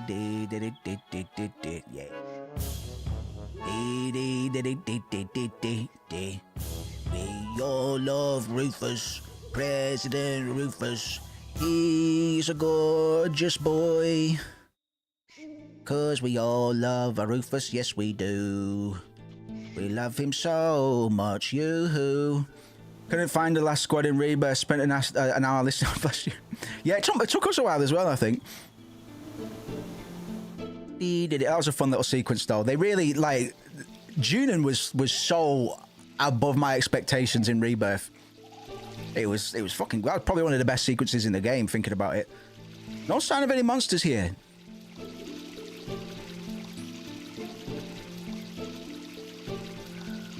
Yeah. We might do a classic. We might do an OG Final Fantasy 7 at some point as well, just to fucking purify myself a bit. You know? You sure about this? And like I said, I do like Remake and Rebirth. They just stress me out, man. They just fucking stress me out. And I shared something before about Nomura saying he wanted something about Yuffie's first love being in Rebirthing somehow. And they didn't do it. They didn't do it. Do you know who he's referring to? Fucking apparently, according to Nomura, Zack is Yuffie's first love. Zack was involved in a genocide of a racial cleansing, you could say, of her people. I just can't. You need to stop making Final Fantasy VII. They need to stop making it. Just cancel it. I thought it was going to be Sonnen 2, but apparently Zack. But she's 9 years old, man. When they meet, it's all just a bit fucking cringe, to be honest. I love Hitler, man. Yeah, I have to wear the Star of David, man, but I fucking love. He's just great. Oh yeah, well, Yuffie's my girl, man. I really like Yuffie. I will watch the Sky. I'm going to need to go back and do a bunch of those scenes, actually. I deleted, I uninstalled Rebirth the other day just to get more space. But I'm definitely not done with it. I'm fatigued. But I'm definitely going to go back and give it a bit more care, really. Because I do fuck with it, man. I've just got, it just tired me out. I do like it. I like what they did with a lot of aspects, but it's like fucking hell. Remember Final Fantasy VII? Yeah, I remember. Do you feel something? Yeah. Fucking hell. Yeah.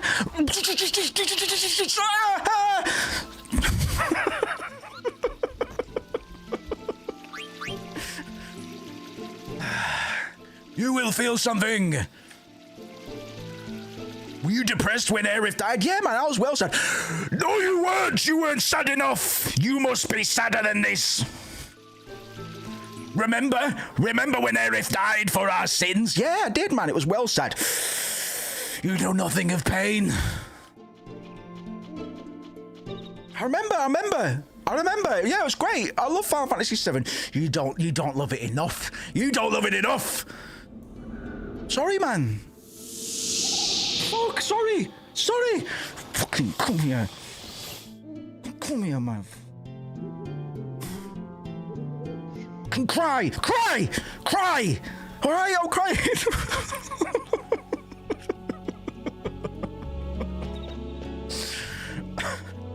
Getting bullied by a fucking game, man, that I bought. It's all right. I'm fucking sorry, man. Shit. Sing along. Fucking sing along now. Fucking come on, man. Fucking pussy, you. Ah, you flinched. So yeah, of course I flinched, man. Of course I fucking flinched.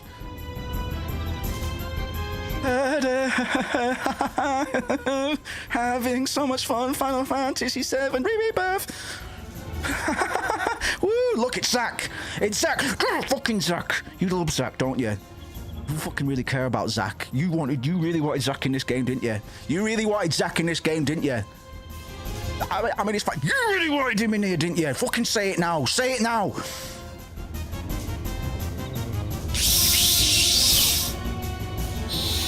Yeah, I mean, he's all right. I think he was all right in 2 scenes in the original, but he's all right. Crisis Core is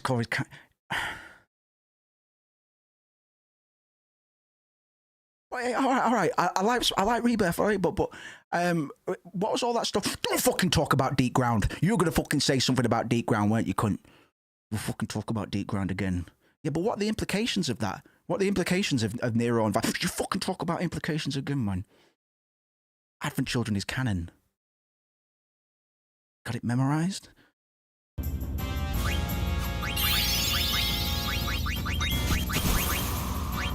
Oh, this boss is an arsehole, actually. I remember that now.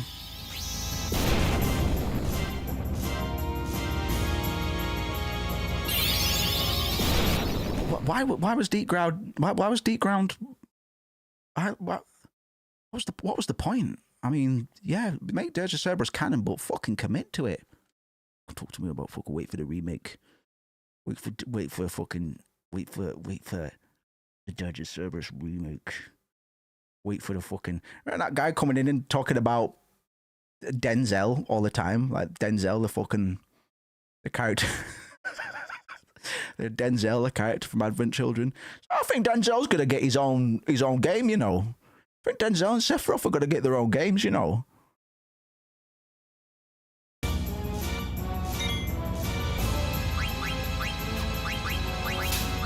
Ah!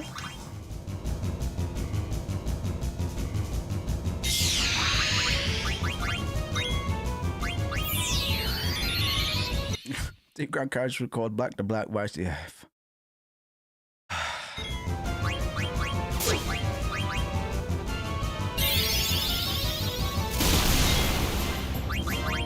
I really don't like Zidane, do you?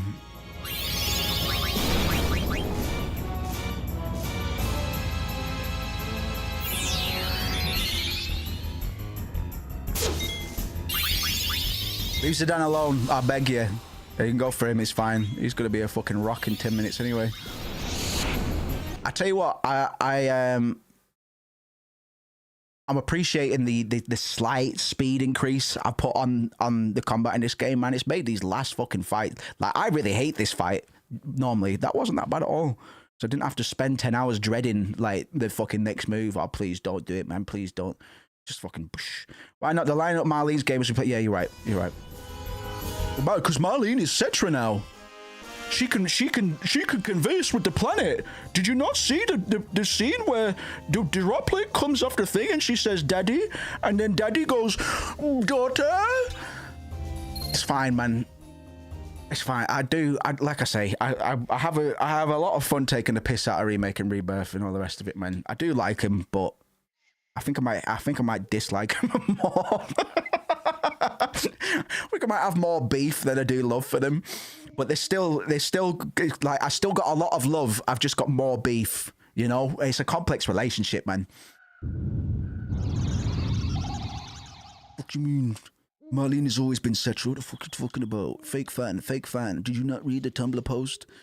Did you not read the Tumblr post 40 years ago? We told you it was gonna happen, man. We asked the fans what we asked the fans what they wanted in the video game, and then we put it in the video game. It's like, yeah, crazy. Dinky dinky stinky stinkity dinkity pinkity pinkity dinkity dinky stinky pinky dinky ding dang stinky dinky bing bang boogity doogity booby booby dooby dooby dooby shoop doop dooby dooby dooby. Is this annoying or not? Snooby dooby gooby dooby shibby dibby booby doo. A flibba dibba dibby hippity hibbity hump blump blumpy dimpy blim blam blooby booby choop choop doobity gooby da hubba da flubba da. Is that fucking epic or not?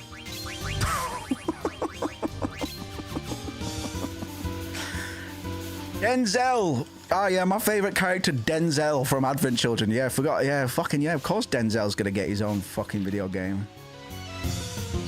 Nice.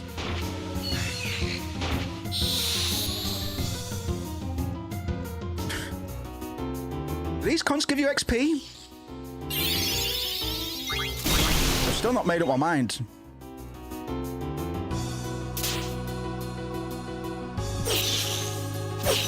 I don't think they do. They do! Oh! I've still not made up my mind. I think we'll just play it naturally, though, to be honest. That was the least painful Evil Forest sequence I've ever had, man. I don't like the Evil Forest sequence too much. I mean, in terms of narrative, I do, but playing it, no. But these slight hacks to the game speed, fucking hell, man. They make this game a joy to play in comparison.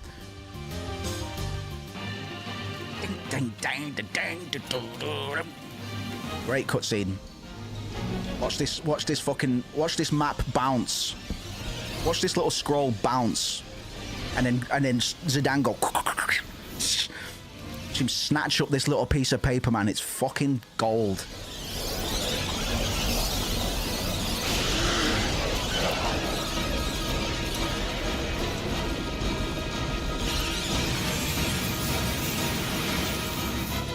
Watch this. Watch this. It's absolute perfection in terms of animation. Shook. Beautiful.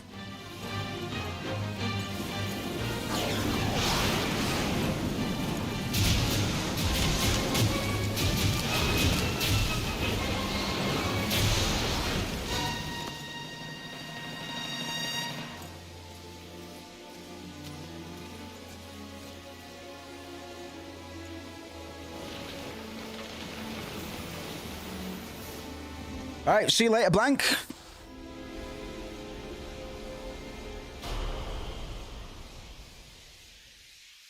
Damn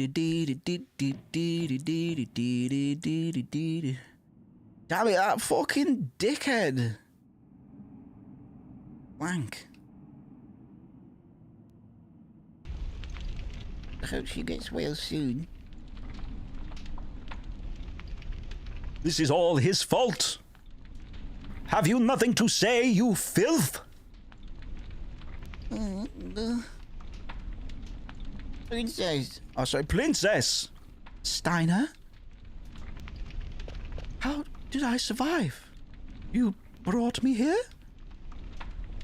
It is my sworn duty to protect you at any cost. What are you talking about, man? It was fucking Vivi's magic and my dagger that got you out of here, princess.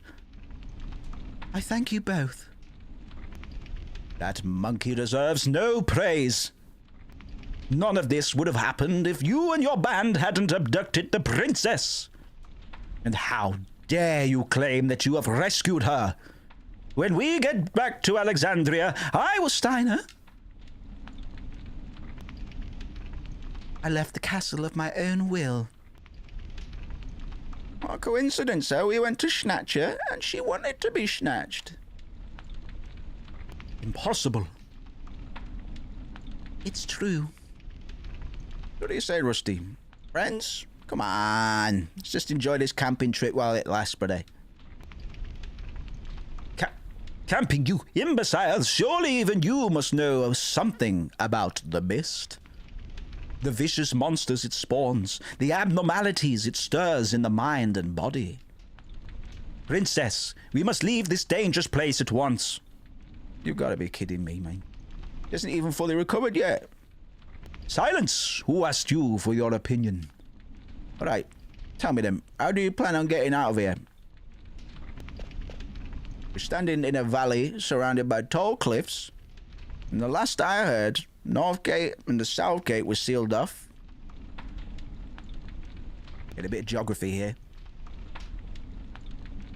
Yeah, that's what I thought. The princess can barely walk right now. You went through this, you should know. I think we should rest here for now.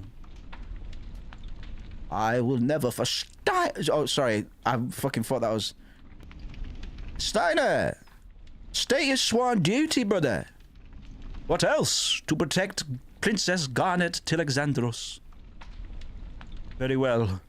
Until the princess recovers, I will guard this place with my life. Sounds good to me. Maybe let's get some rest, man.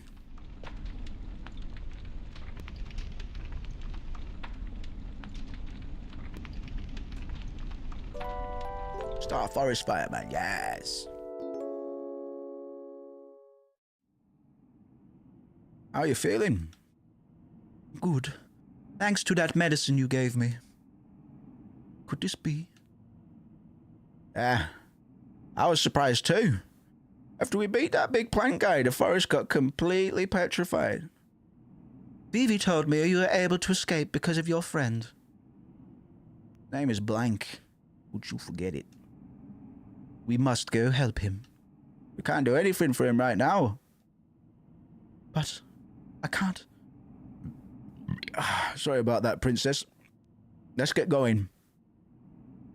According to the map that Blank gave me, there's a cavern to the south of us, man. Maybe we can get above the mist through that cavern. You all right? Everything's gonna be fine, man. Trust me. Oh, there's someone coming. Fucking hell, man!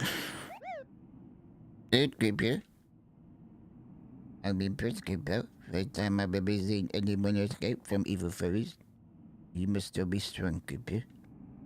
But don't get cocky. Lots of stronger monsters ahead. Before you go out into the world, Monster will teach you a few things. Oh, Teach Me Mogster. One of my favourite songs, actually. Boom, boom, boom, boom. Hey, bro, what are you gonna teach me today? Lots of neat stuff. You're gonna love this lecture.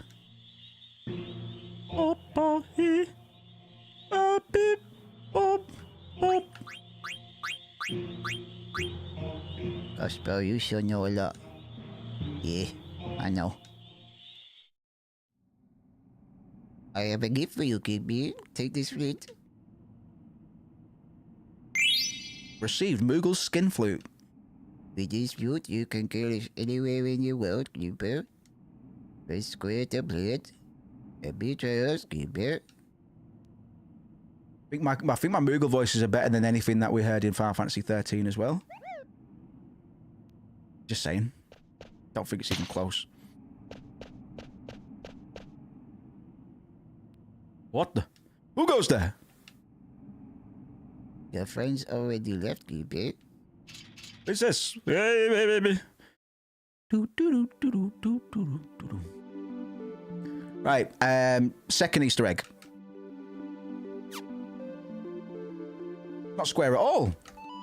It's L1. Don't call me if you don't need me. Oh, it is square. Don't call me if you don't need me. Don't call me if you don't need me. Don't call me if you don't need me. Don't call me if you don't need me. Don't call me if you don't need me. Don't call me if you don't need me. Don't call me if you don't need me. You started to tick me off. Don't call me if you don't need me. Don't call me if you don't need me. Don't call me if you don't need me. I'm sharpening my knife, fucker. Don't call me if you don't need me. Don't call me. Don't call me if you don't fucking need me, man. Stop it, stop it, stop it! I got an achievement for that. Stop it, stop it, stop it! Did they soften the language? I swear he used to say, unless I'm just misremembering, I swear he used to say, I'm gonna fucking stab you if you say that again. I'm paraphrasing slightly. But I swear he said something a bit like, all right, fucking hell, I won't then, I won't. I actually won't.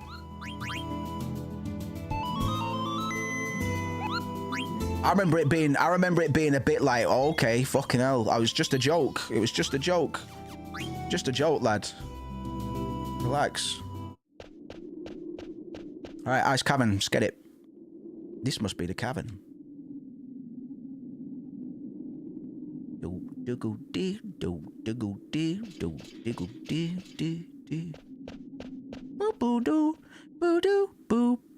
Stanley needs to get some fucking socks, man. Get some Adidas socks, man. Like white sports socks. Is he not wearing... I can't imagine wearing those fucking shoes with no socks or anything, man. I'd never thought about it till now, but that's definitely his ankles, isn't it? What's up, Vivi? Have you ever heard of the Ice Cavern? Yeah, man. Is this the place? I think so. It's supposed to be near Evil Forest. I've heard of it. It's supposed to be a beautiful place covered in ice. My grandpa told me all about this place. He said that the cavern takes travelers to the top of the mist. Bravo! Master Vivi's grandfather must be quite a scholar. We must thank him upon escaping the mist. He's dead as fuck, actually. Oh. Forgive my indiscretion. Don't worry about it. Well, why don't we go inside?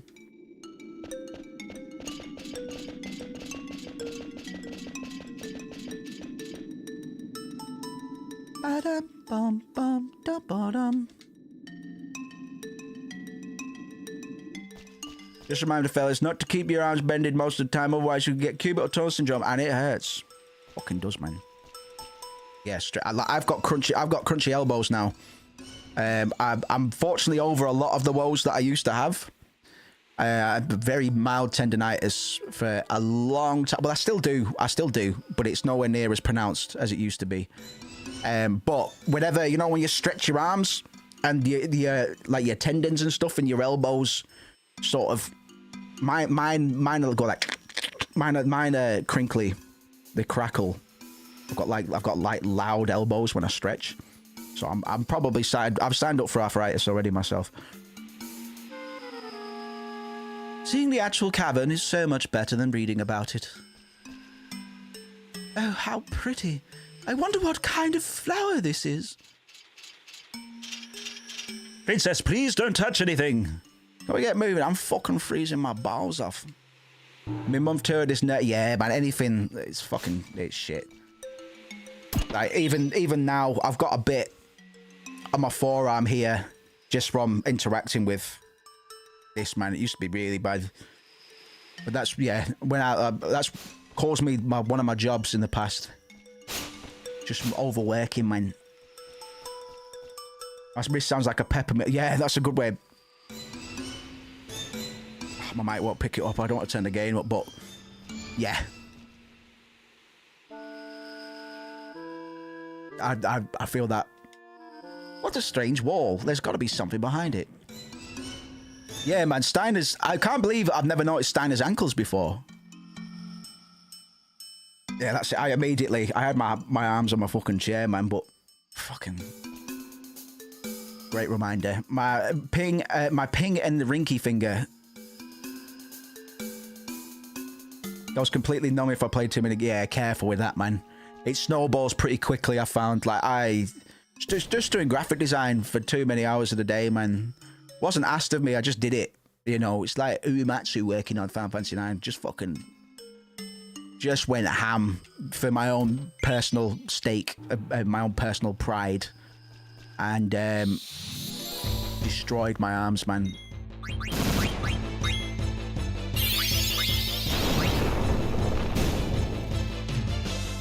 Oh shit, well, I guess I've just made the decision. We're not doing a level 1. I would have done that at some point anyway, man. How do I speed this fucker up, by the way?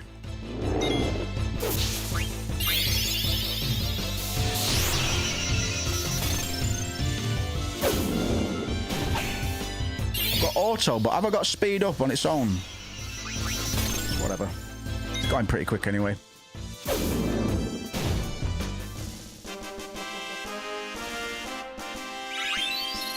My ping and rinky. Darn it. Ah, fucked it, man. I'm well gutted. They're all out of alignment now. Fuck's sake. Got it dead as fuck. Game over. They're out of sync now. I'm fucking gonna do my head in. A rinky dinky doo, a stink stinkums, a stink to you. And I pick my nose sometimes, but do it now. I pick my nose and then I eat it with all of my bros. Darn it, Garnet. Why can't we get Ruby as a team member, as a party member? Ruby is playable in the remake. Well, here's the thing. Did you know? We've not met him yet. Did you know that Lani was going to be a party member. Everybody knows about Beatrix. Everybody knows Beatrix was going to be a party member. Or did you not? But did you know that Lani was going to be a playable member of the party?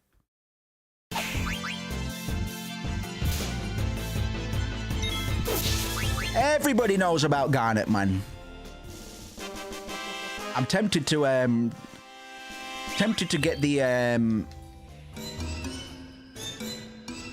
she's got a portrait and everything. I might get the Lani and the Beatrix mod just for a laugh.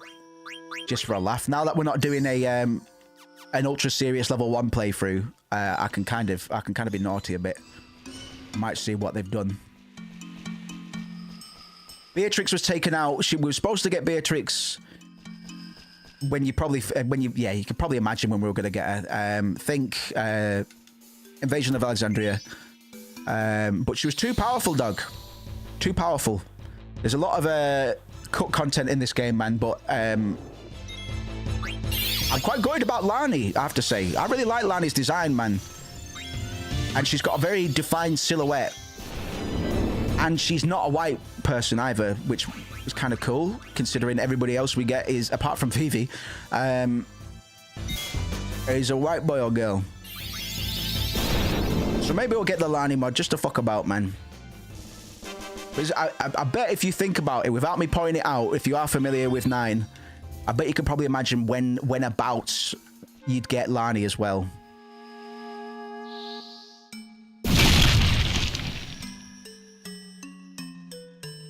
A lot of stuff was rushed, unfortunately, man.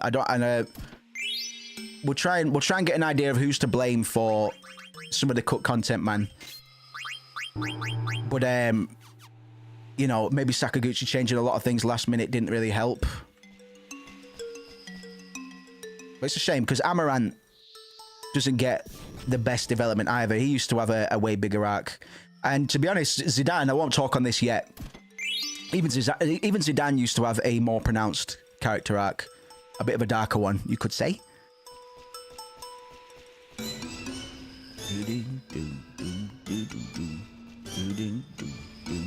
Well, yeah, maybe we'll get Lani in because she's got a character portrait in the game files and all sorts, man. And I like Lani. I mean, you know what I'm like with female characters anyway, man. I'm always up for more waifus, but it's I like Lani because she's got a bit of attitude and stank to her. She's not much like we've got our bandit archetypes, man, but she's a cold-hearted, well, not cold-hearted, man, but she's a ruthless bounty hunter. And we only ever know her as that. It's a shame. We don't really need Blizzard now, but we might as well. It's a shame we didn't see that, man. But yeah, there is a timeline where we get both Lani and Beatrix as party members. I can argue, I can understand not getting Beatrix. Although I'm obviously I'm a massive Beatrix stan as well. I can understand why we didn't get her. But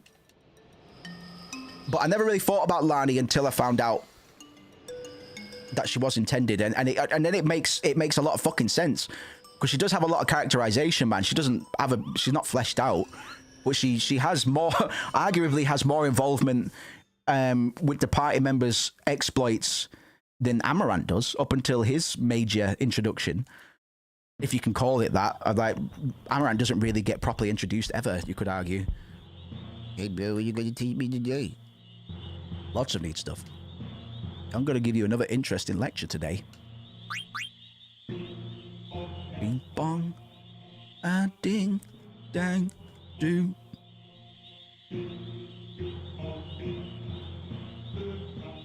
Dung dung ding.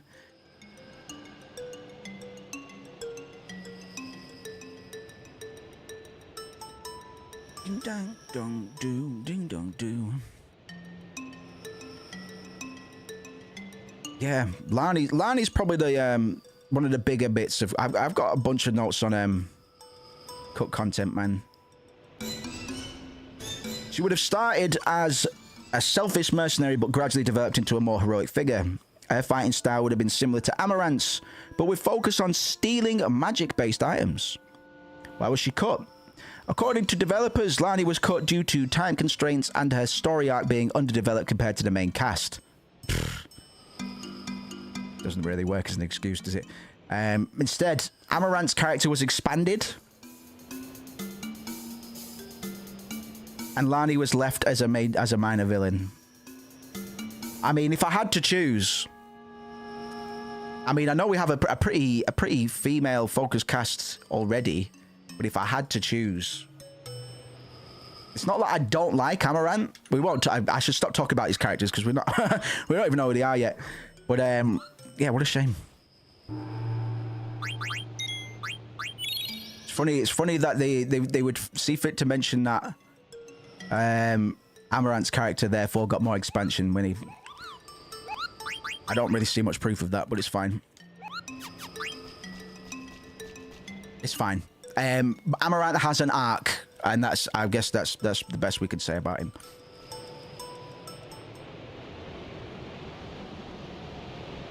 Yeah, I'm choosing Lani easily, says Nero. Yeah, man. The portrait's really cool as well. So I'll tell you what, we'll have a bit of fun. We'll have a bit of fun. This isn't a gameplay analysis per se. So I'll inject a little bit of humor, a little bit of fun in between this stream and the next.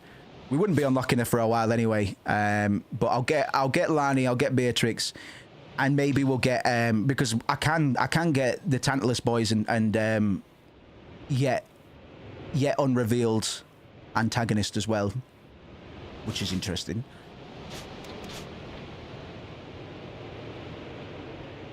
Lani had more planned interaction with the party, but we ran out of time to fully develop her. I hate that, man.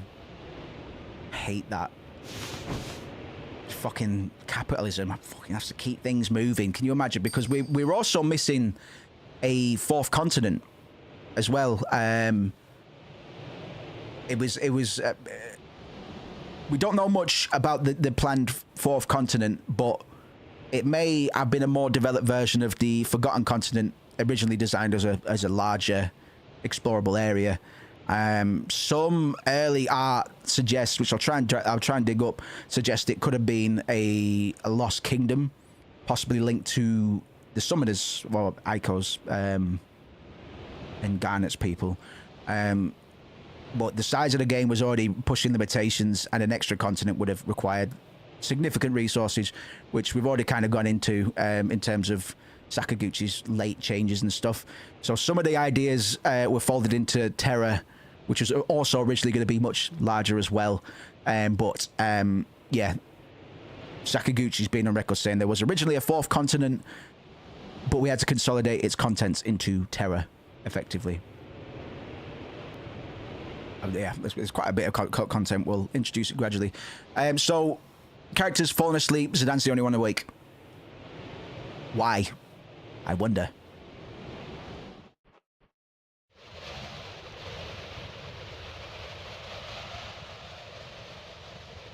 Why didn't you fall asleep?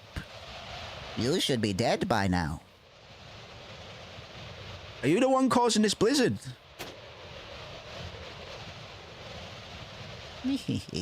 That's right.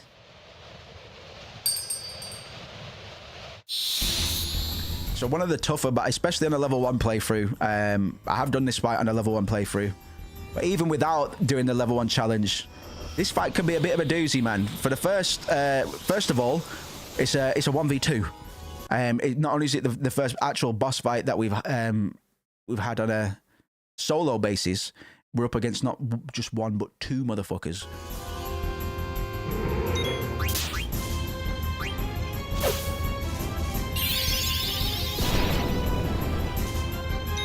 Try and be cheeky. See if we can get the steals off.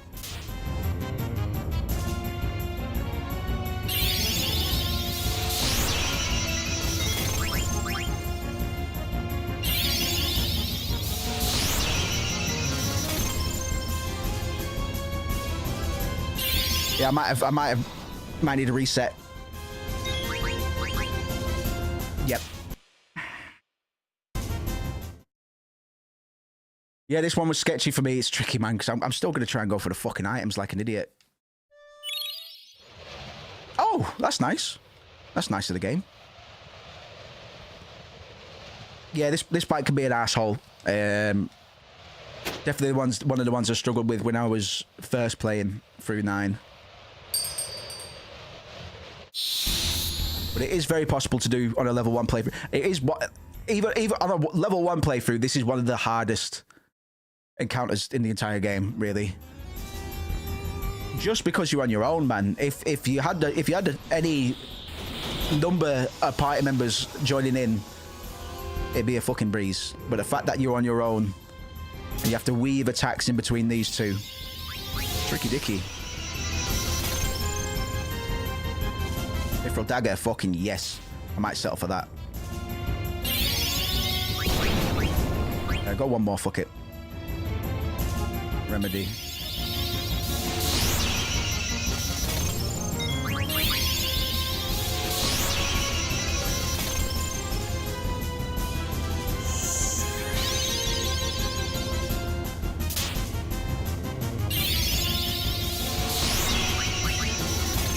Very much a trading blows fight for the most of it. We go for the Black Mage first. Doesn't actually have that much HP.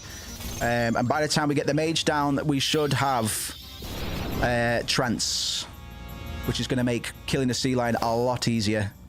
I'm going to heal after this next.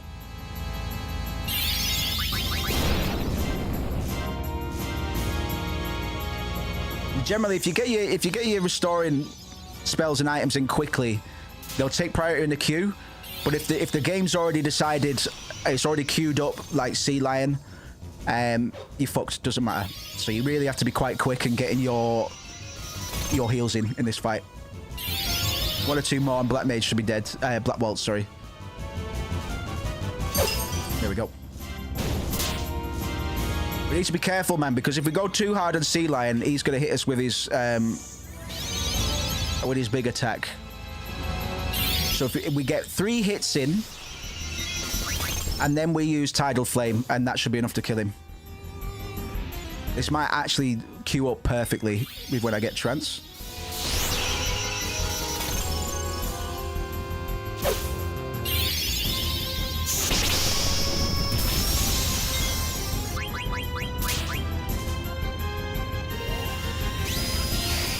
We're not going to Tidal Flame on this one. We're going to Tidal Flame on the next, just to try and avoid his big move. Actually, I'm going to have to because that used half of it already.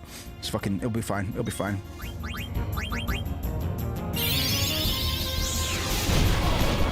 Oh, nice. Piece of pish. We got the Mithril Dagger to boot. But the reason we're able to do a level 1 playthrough is because bosses don't give XP. And there's only really one sequence where XP is forced on you to the point where you're going to level up, which is right in the back end of the game. You defeated number 1, but number 2 and number 3 will reclaim the princess. Who's there? Oh, whatever. I've got to go back and check on him, man.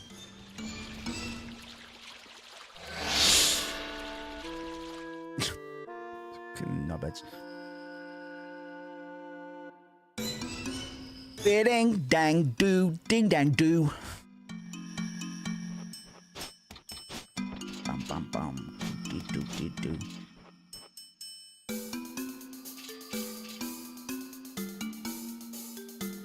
Try and find the concept art of Beatrix's trance form as well.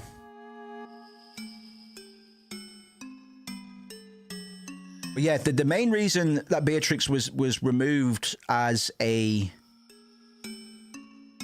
party member, too powerful, and removing her was seen as making Steiner's solo arc stronger, which I can completely agree with. I can completely agree with that. It wasn't the same case as, like, because Beatrix gets a shitload of development, man, which befits the idea that she would be a playable member.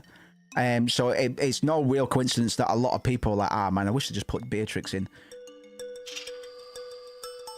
And I guess because we feel so close to getting Beatrix, Lani doesn't really ever come up in the conversation about possible playable characters, which is a shame.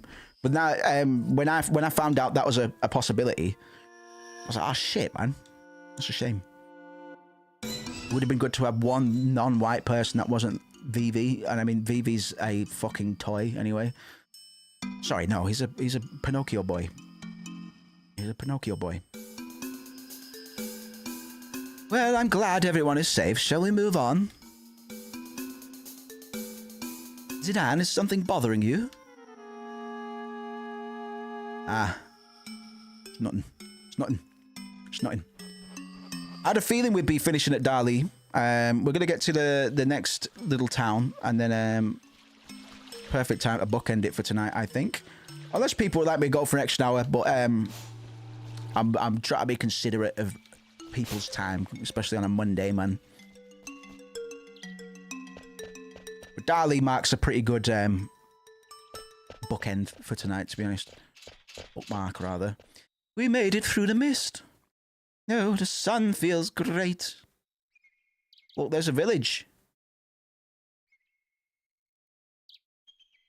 I think I've been there before. It sounds like you've been everywhere, Zidane. The only other worlds I've visited are in books. You may have been to that village. Let's go visit it. Visited it. Wait, hold it. You're a princess. You can't just go rushing in there, man. People are looking for you. You need a new identity. Insolent fool! The princess need not sneak around. Besides, we're heading back to the castle. You leave her alone. And you will address her as princess from now on, you silly peasant. Damn it, Rusty, why don't you just fucking shut up, man? Who do you think you are? I don't take orders from a stuck-up jerk like you. You guys? Stop it, you two. Steiner, I do not intend to return to the castle. And I do see Zidane's point. I need a new name. Zidane, what is this called? That's a dagger. It's a shank. All knives of that length are called daggers. Short swords are a bit longer. The big sword you hold with both hands is called a broadsword. And okay, I understand now. So this is called a dagger. Princess, it's a weapon. Please be careful. I've decided. From now on, my name is... Wow, my name is... My name is Dagger. I will be called Dagger from now on. What do you think, Zidane?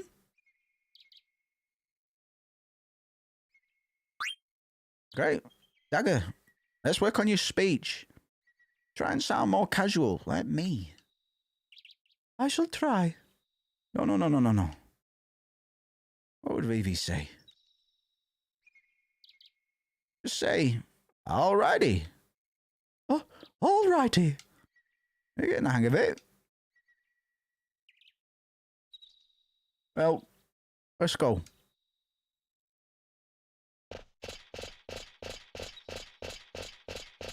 Perfect sync, man. Drink. What? Canal, man. I'm not used to it running at such FPS. Ding ding dang ding ding ding ding ding ding dang dang ding ding dinky a dinky danky doo. Bop bop bop diddle diddle dee dee hee hee ha ha hoo.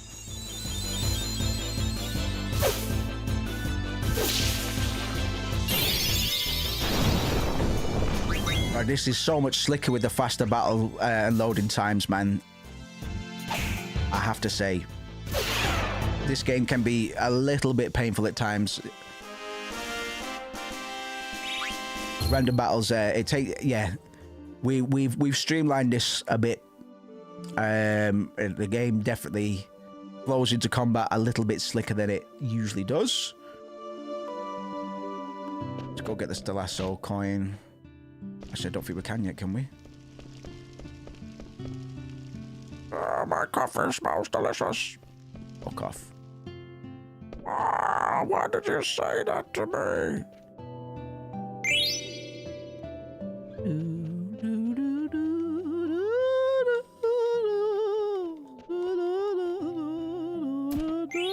Strasso's not here anyway. It's in the fucking windmill or what have you.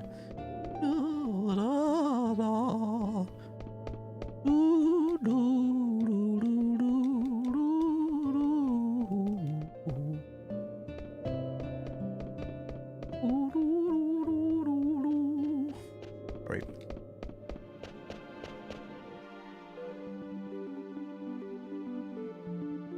Right, let's just get settled in at Dali and then maybe the inn is this way. We'll sign off for tonight till tomorrow. We'll be back here tomorrow. Usual time, same place. Oh, do we have to? I want to go see the windmill. I know, but let's just get some rest first, man. We also need to decide what to do next.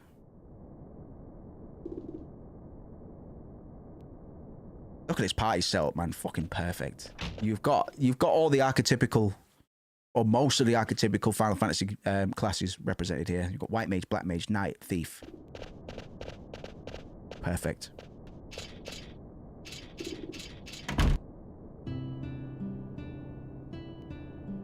Did you see that, Usher dude? Bunch of little racists. So you are.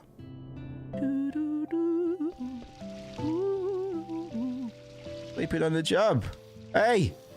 Fucker! Sorry. Hey, I know she's cute, but it's really a stab at her. I wasn't looking at the young... I was just... The room is right over there. Make yourselves at home.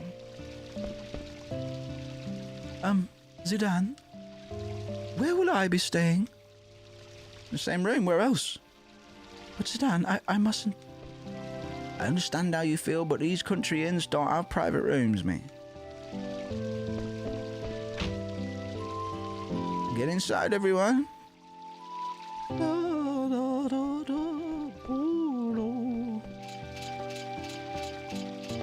I love how pronounced Garnet's buns are in with these upscaled textures as well. And her camel toe. Ha, just kidding, gamers. If the theatre ship hadn't crashed, it would have arrived at the neighbouring regency of Lindblom. Did you know that in the intro cutscene to the game, the do, when we see the map fading, Lindblom is actually spelled Lindblom, which is a typo. Canonically, it is Lindblom. I see. If you hadn't been caught, you would have reached Lindblom by now. But now, we'll have to cross the south gate on foot. Border crossing, huh? Zidane, please listen. There is a reason I must leave this kingdom. I cannot tell you why, but please. Understand. I'll get you to Lindblom somehow.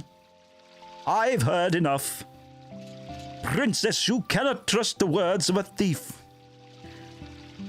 Tommy S says, this is one of my favourite songs. There's a guy named John Oath here on YouTube who plays all these FF jams. Pretty sure I brought him up before. I think you have, yeah? Oath, I'm probably pronouncing that wrong. I'll have to get him back up, man. Yeah, Dali's got, it's fucking catchy. Like, I can't help but ditty over it. It's too soft to be one of my favourites. Because I'm fucking cynical and angry like that. But it probably is. I guess if I was to soften myself up a bit, it probably is. It's kind of perfect. Loops perfectly as well. Like, you don't get tired of it. One of the best things about Uematsu's work is its loopability. Absolutely. I beg of you, princess, please return with me to the castle. I know I screwed up in the Evil Forest, man. Listen. But there's no doubt in my mind now. I'll protect Dagger with my life. Don't be ridiculous. It is I who protect the princess, now and forever. Then tell me, how do you intend to take her back to the castle? I will think of a way. Alright, man. Fucking get on with it. Yes, man.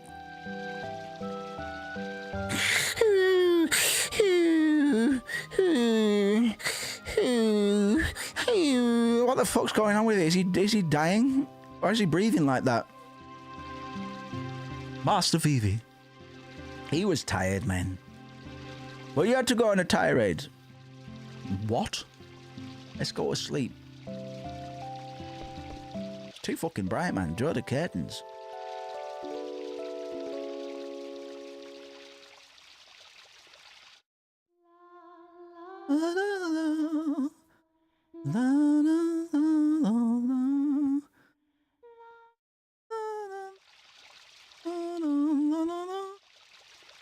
That was me.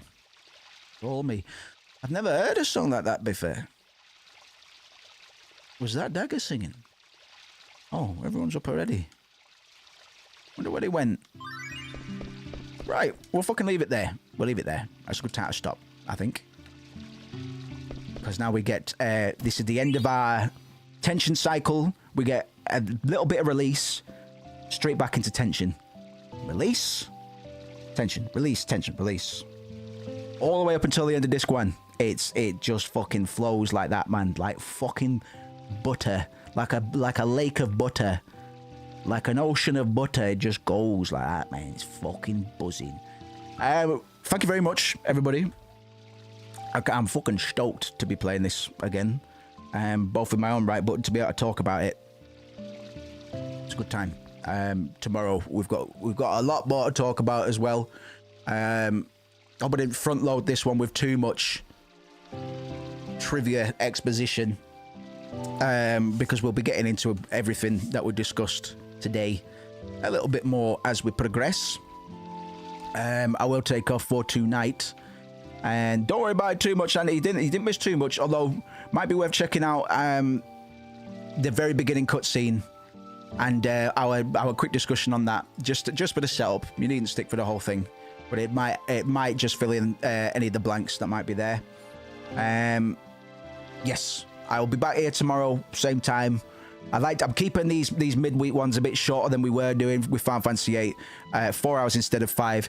If anybody wants the 5 hours back, let me know. But yeah, might be a bit more suitable for people's work schedules and whatnot. And fine by me, because then I can stagger it. I'm not getting as fatigued with my talking points or what have you. So yeah, thank you very much. I'll catch you tomorrow. This has been great. Enjoy your night.